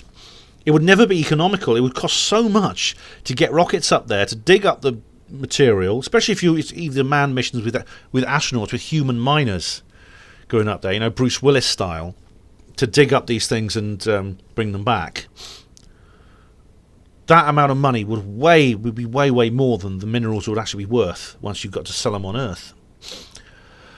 But with the secret space program, it is possible because you bring in the element of anti-gravity and free energy. Now, if you bring in anti-gravity and free energy, then space is basically opened up to everybody. Space, you're traveling in, flying a spacecraft to the moon becomes as simple as driving a car from Oxford to London. And then you can have space mining. Space mining becomes possible. So, does this mean we're going to hear some more about this at some point?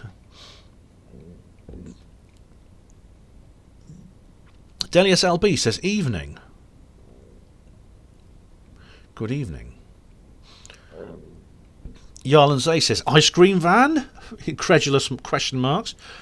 Believe it or not, yes, someone suggested that the Rendlesham Forest incident, what fooled these highly trained security specialists at the base was an ice cream van. Some local thugs broke into the house of a local ice cream man, who, of course, in the winter, this was in the middle of winter, when he didn't have much custom. Ice cream is a summer food, obviously, and he was away on holiday. They stole his ice cream van and they took it for a joyride. And in the course of this joyride, they actually drove it up and down on Capel Green, with all the lights flashing and the bing bong tunes playing. And so all these very, very carefully selected and highly trained security guards saw this ice cream man and thought it was aliens from the Zeta Reticuli.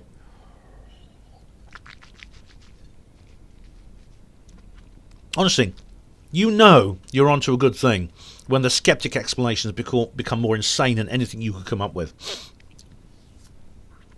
Watch Him says we should have an abduction pool. I'll put £20 on Ben being abducted in the next 18 months.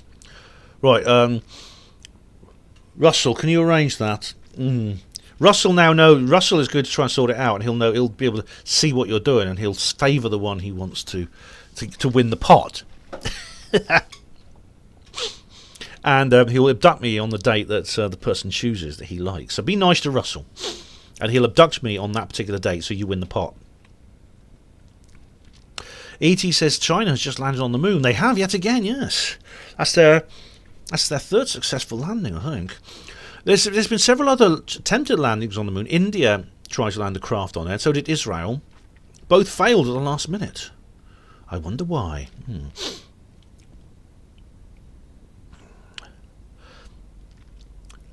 Peaceful Warrior says, Defo, Ben to be probed within 18 months, ET or otherwise. If it's otherwise, no, well, I don't fancy being probed by anyone, quite frankly. I haven't been probed now for over 4 years since I split up with my partner. She basically abandoned me, as I've explained. Since then, nobody's probed me. And yes, that's it. I've been monastically single now for more than 4 years. Watch Him says, don't worry, Trump will save us. He's going to try, Watch Him. He's going to try, but see, well, maybe I'll cover that more at the time. Probably in a BitChute exclusive. Diego Rivera is back from his trip to the toilet and is not watching Deborah Atwell. Have you been on the Rendlesham Forest UFO trail? Yes, Diego Rivera. In fact, I even made a video of it. It's called Larry Warren in Rendlesham Forest. It's in 2017, and you can actually see it.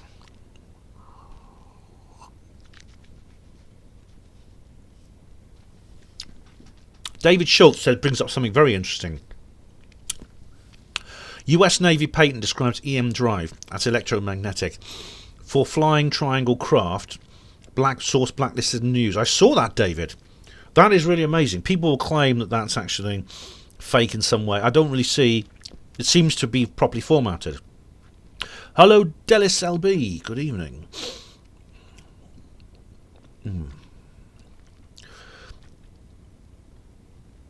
Onslow says, I've been listening to info on the Yugas and the route races. The time frames are amazing.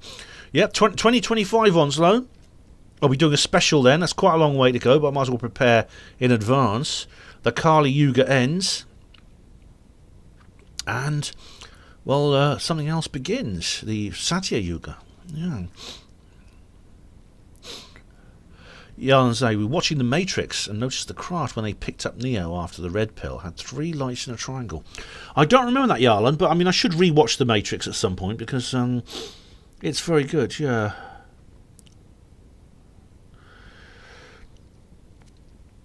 Broto, stop falling out with people, Ben. There are only 7 billion left. Yeah, not including the aliens like Russell. We're still on good terms, me and Russell.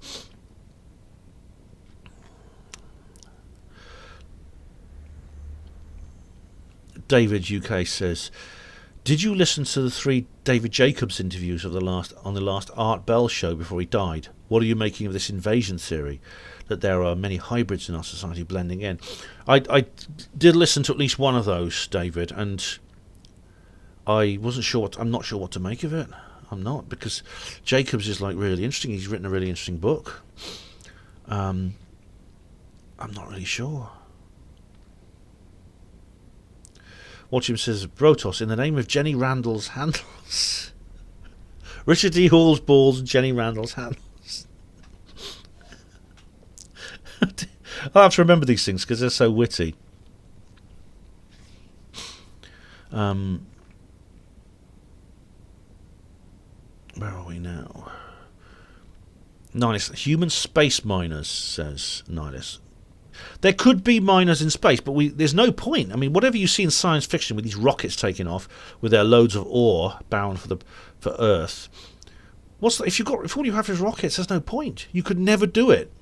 You could physically, but economically, it would be no point because it would cost so much to transport it. With anti-gravity and free energy, you could transport it easily.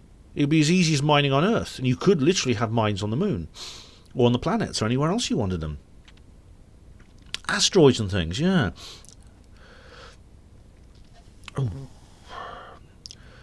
Watch him says you're interested in Carla Turner and Charles Fort.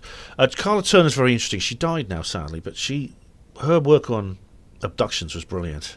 Charles Fort that's where you get the word Fortean, yeah. Pat Wright says, I watched the China moon landings, it looked all wrong.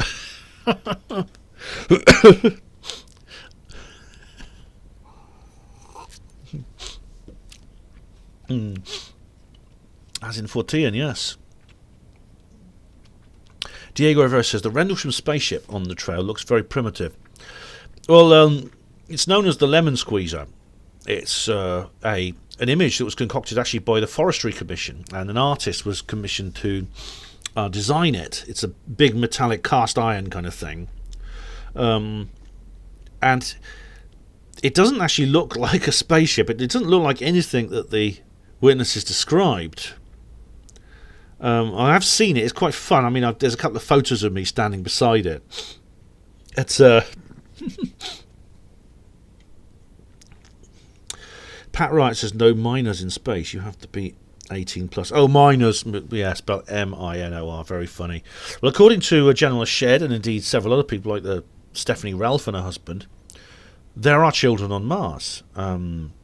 It's perfectly with the secret space program. If the secret space program is real, and I think it is, then why shouldn't there be something on Mars? Why wouldn't they have gone to Mars?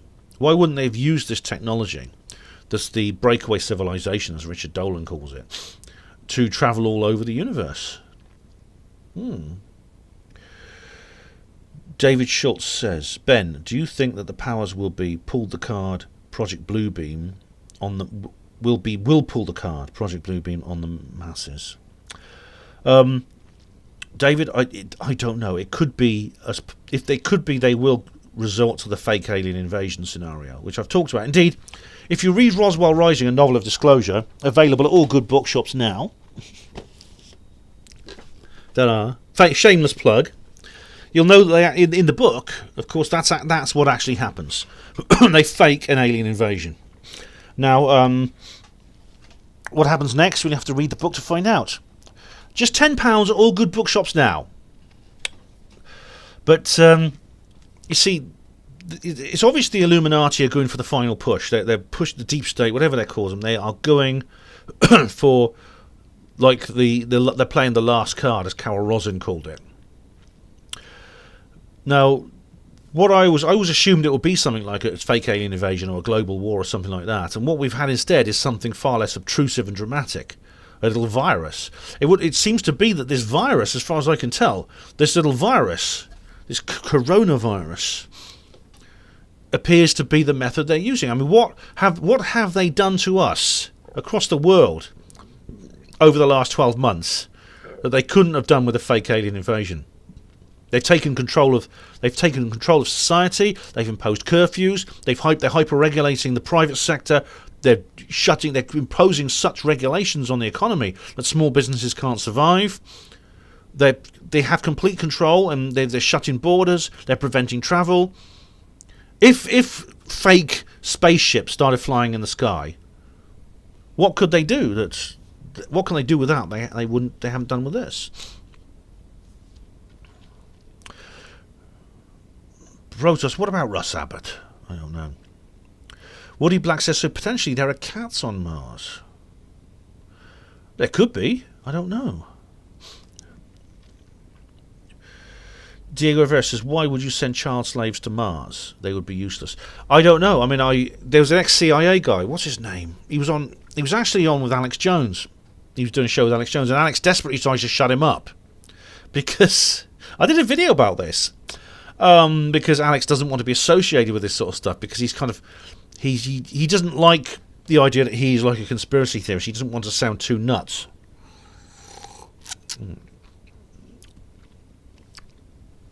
Watch him says the lemon squeezer. Isn't that Ben's grinder handle? Oh dear. Shameless plug. Now that must be Ben's grinder handle. No, it's actually mince pie chest.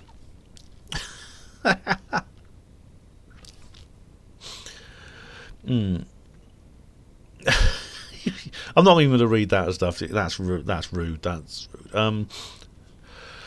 Diego Rivera, what about the Rendlesham Forest spaceship markings? I don't know, because like the artist did put these strange symbols on the side of the craft. I mean, I don't think they are what. I mean, obviously, like Peniston it's Peniston who saw these things. It doesn't look like what he describes, what's in his notebook. Malaya Haya, hello. Welcome. How are you?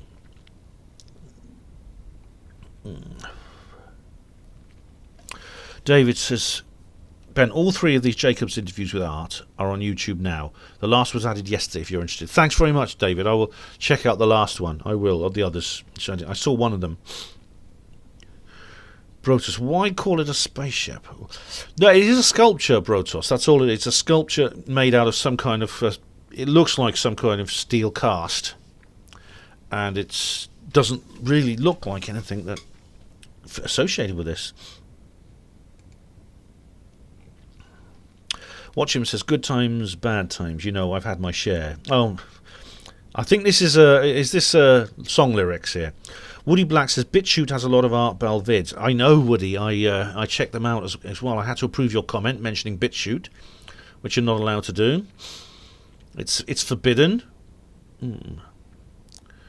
But yeah, it's they'd have loads. Yeah, they really some good stuff on BitChute actually.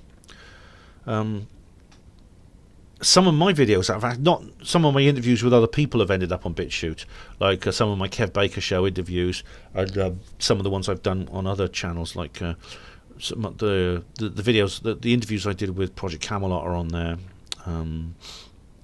Vince G, this sculpture looks like an orange juicer. Yeah, it does, doesn't it? That's actually its nickname is actually Lemon Squeezer. It doesn't look like any kind of UFO that anyone has perceived at all.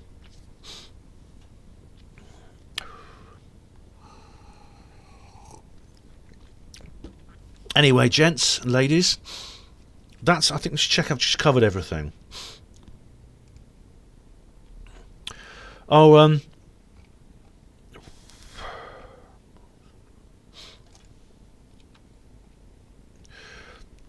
I think maybe we should mention what someone has said here. David says, thanks for doing this stream. It's been a really good Christmas Eve. You're welcome, David. I'll finish in a minute. There's one more thing I want to bring up, and thank you very much for watching.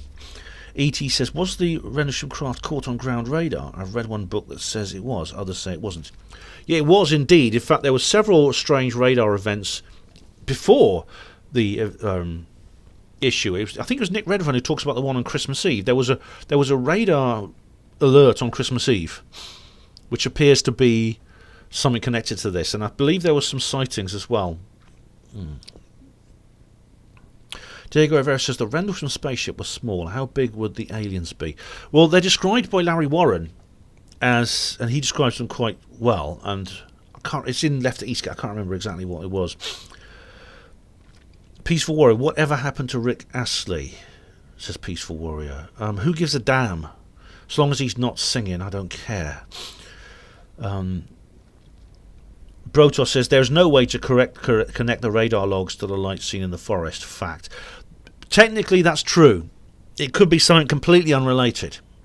However, it's an odd synchronicity. Yarlan Zay, would there be aliens or would it be an unmanned scout ship? I don't know, Yarlan. I mean, that's I don't know. That's a bit Star Trekky. I mean, you can't. You see, I can't. You can't assume so much about what they are and what they're made of. I mean, some UFOs clearly are some kind of mechanical device, aren't they? They appear to be some kind of vehicle. Others appear almost to be organic in form, like the ones Nick Hayes has photographed.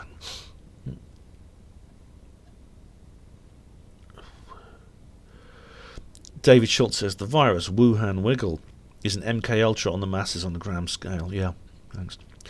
E.T., thank you very much. I hope you have a nice Christmas day too. And Kevin Green, thank you very much for your company. Thank you too. Yeah, no logs, says Brutus. Returns. Oh, sorry, it was returns. So there wasn't actually a radar log. It was just something that was picked up. Okay.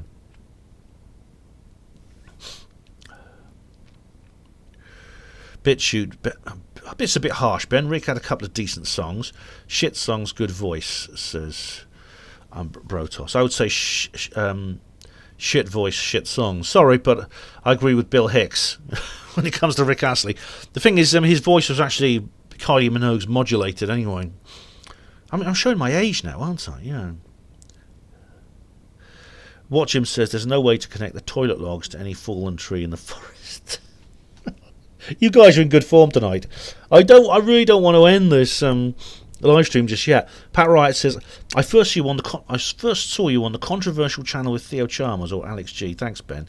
Made me look deeper into religion knowledge. Oh, you're welcome, Pat. That was years ago. God, I think that was at one of the AV conferences I was on the show with him.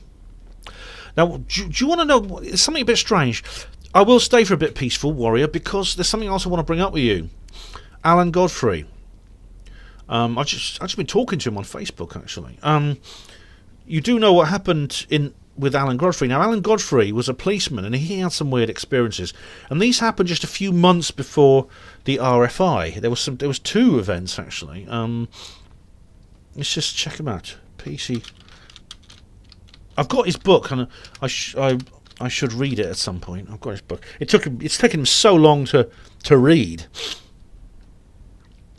Yeah, Alan Godfrey is a retired police constable from the West Yorkshire Police, who claimed to have seen an unidentified flying object and being a victim of alien abduction. Yes, correct. This was on the 28th of November 1980. My goodness me, this was less than a month beforehand. He claims he saw a bright light hovering above the road ahead that he described as a rotating diamond-shaped object about 20 feet high and 14 feet wide.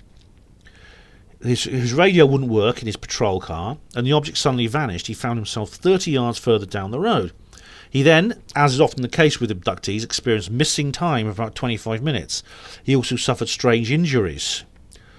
And what follows is basically a classic alien abduction experience. He was inside a room, these beings were there, and it's really, really weird. Now, what's even odder is that the same police officer, Alan Godfrey, on the 9th of June 1980, he actually investigated a mysterious death. Zygmunt Adamski, who'd been missing for 3 days, when he just went off to the shops and never came back, was found 20 miles away in a coal yard in Todmorden on top of a huge pile of coal. He was wearing... it was really weird because no one knows where he'd been, but he appeared... He was just lying there like someone had dropped him from a helicopter. There were no signs that anyone had placed him on top of the pile of coal, which doesn't really make sense. There were no footprints, because there'd be coal dust everywhere. There'd be footprints all over the place. Adamski's clothes would be covered in coal dust, and there was none of it. In fact, Godfrey got himself quite dirty climbing up the pile of coal to find him. It's as if someone just lowered him from a helicopter. However, helicopters are very noisy. Technically it could do it, but it'd be very noisy, and everyone in Todmorden would hear it. If it had happened during the night, then it would have woken everyone up. And that was in June of 1980. Which is very, very odd. It's literally just, as I said, this all happened in the months leading up to the RFI. Jock of Ages, good night. Have a Merry Christmas, good night. Brutus, Alan also had a cracking mullet. He did. I mean, I think apart from David Icke's, his was fantastic, wasn't it? Funny enough, there's a video of Alan Godfrey on Good Morning Britain, or it was the breakfast TV series in the 80s, being interviewed, and one of the interviewers is David Icke. He was interviewed on the BBC. It's weird, isn't it, DJ, that Alan was in that situation where he was kind of weird. It was weird. And Brotos said he had some sort of hypnopompic experience. Well, see, this is often used by skeptics to explain away alien abductions, and they don't. It's not. It doesn't make sense. There's several researchers who have gone into this, like Dave Hodrian, for example. David UK says, I wish Ronson would bring back For the Love Of. Yeah, that was good, wasn't it? That was good. That's one of the few TV series I'd be willing to take part in. David UK, do you remember Tony Dodd, another copy ufologist? Yes, I do. Very good guy. Very interesting. He wrote a very interesting book. It was Alien Investigator, I think it was called. Loads of really interesting stuff in there. Now, on the subject of Richard D. Hall, Richard did a very good video called NATO and Human Mutilations, or something like that, Human Abductions. And it basically built on a lot of the material that Tony Dodd had done. Peaceful Warrior says, see you tomorrow. Happy Christmas, Peaceful Warrior. Have a lovely day tomorrow. But what it was, Richard, what happened was Richard managed to get hold of some contacts of Tony's, including a mate of Tony's. See, Tony Dodd died. He'd actually died it was actually just before a probe conference. I remember some people didn't go to the probe conference because they went to Tony Dodd's funeral.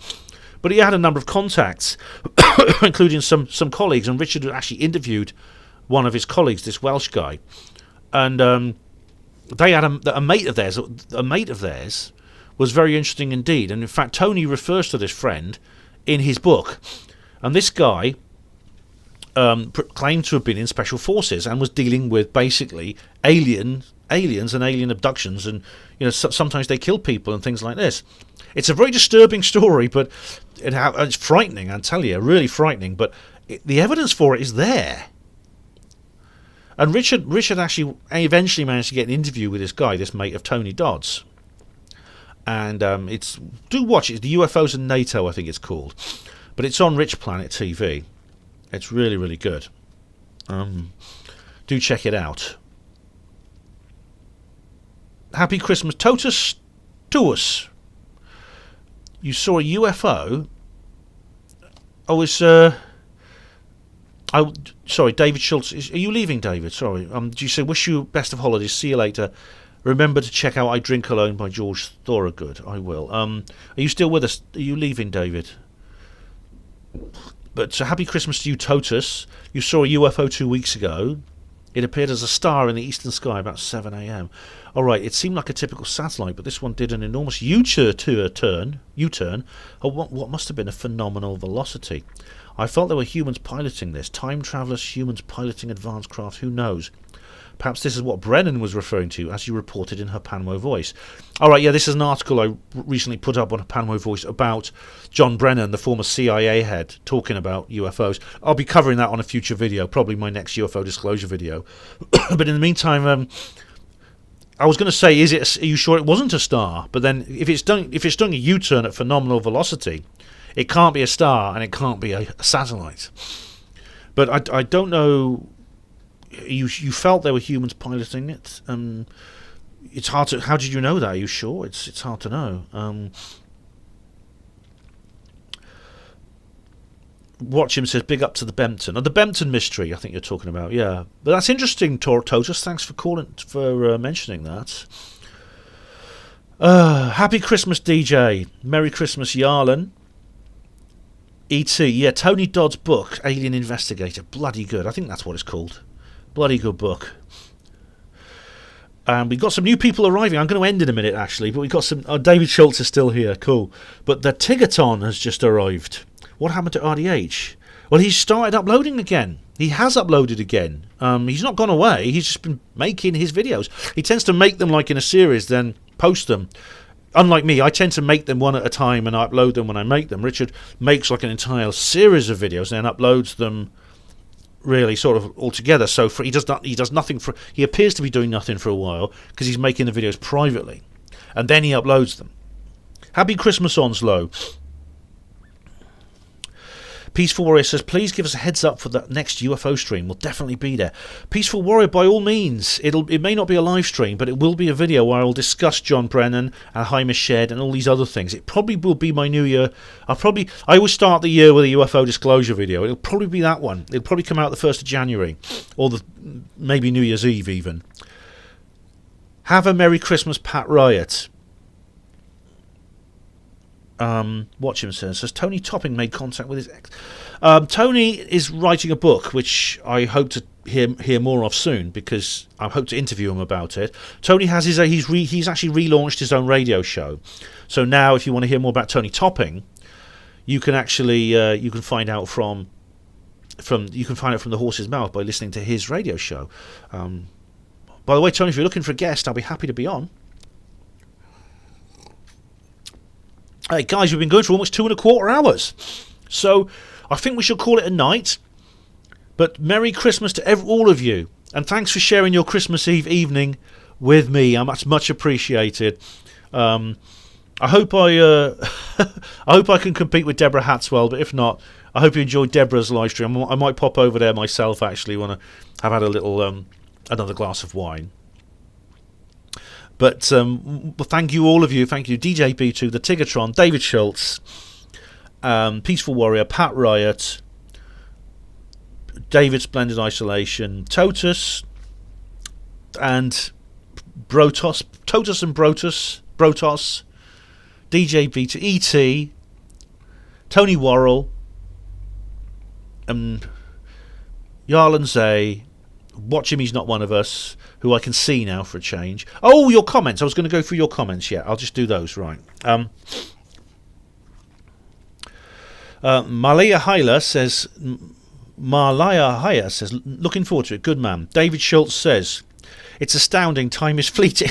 All right, I think we're doing the time warp here. BitChute, please make the effort, Ben Laden. I expect your studio to have at least one Christmas decoration. And could you dress up as an elf or a mince pie? Merry Christmas. Well, as you can see, no decorations here, I'm afraid. But I did have the mince pie. I didn't dress up as it, but it was there. Merry Christmas, Al McCall. Lying Spec says, not watching this rubbish, Ben. I'll be in the pub drinking. It's Christmas Eve. Oh, no. I'm in Tier 14 lockdown. Okay, I'll be watching. Well, Lime Specs, just for once, I'm glad there was a lockdown, which meant that you had to come and watch me instead of go to the pub. But quite frankly, Lime Specs, if there hadn't been a lockdown, I'd probably be in a pub and not doing the live stream. Terry Winter, hi Ben, looking forward to you making more outrageous remarks with no proof that I can take the piss out of. Well, Terry, it turns out you never even showed up, so you haven't been able to do that. But feel free to attempt to do that in the recording comments. Tony Worrell, is that the gate to Disneyland, England, Ben? No, it's Eastgate at the Woodbridge base. It's a bit overgrown now. Julius Caesar says, excellent. Oh, hail Caesar. Lying Spec says no. And if I go onto the channel comments, held for review, are there any on there? I don't know why this is. Oh, now I can bloody do it. Oh, God, bloody heck. Terry Winter's been putting comments on my Nice Guys video. And now they have the ticks under them. What's going on? all the comments that were on the Held for Review on my channel comments just 2 hours ago have now gone, and they've been replaced by others. I don't know what's going on. Well, anyway, guys, ladies and gents, adios, David Schultz, Alien Biker, good night, Woody, Merry Christmas to you, Merry Christmas, Woody Black, Merry Christmas, Peaceful Warrior, and 333 Kingdom, DJ B2, Merry Christmas, Watch'em, Merry Christmas, David Nanites, Merry Christmas, Joe Glover, Lisa, bless you, Lisa, E.T., Merry Christmas to Lisa and E.T., Malaya, Merry Christmas, David Schultz, David UK, good night, Merry Christmas, Brotos, despite not agreeing with you all, I enjoy your content, Ben. Thanks, Brotos. I'm glad you appreciate it. Good night. Night, watch him. Night, David. Night, Lisa. Take it easy. Stand by for Cry Freedom Radio in 2021. Malaya, Seth Fletcher, DJ B2, Yarlanze. Good night. God bless all of you and have a very Merry Christmas. And I won't be doing a video tomorrow. It's Christmas Day. And I won't. I know I did one last year, but I won't this year. But I will be doing one soon afterwards. So please, there will probably be another video before the end of the year. So good night, all of you. Good night, Tony. You take care. Thanks all very much. Have a lovely Christmas Day tomorrow. And all the best for 2021. See you again very soon.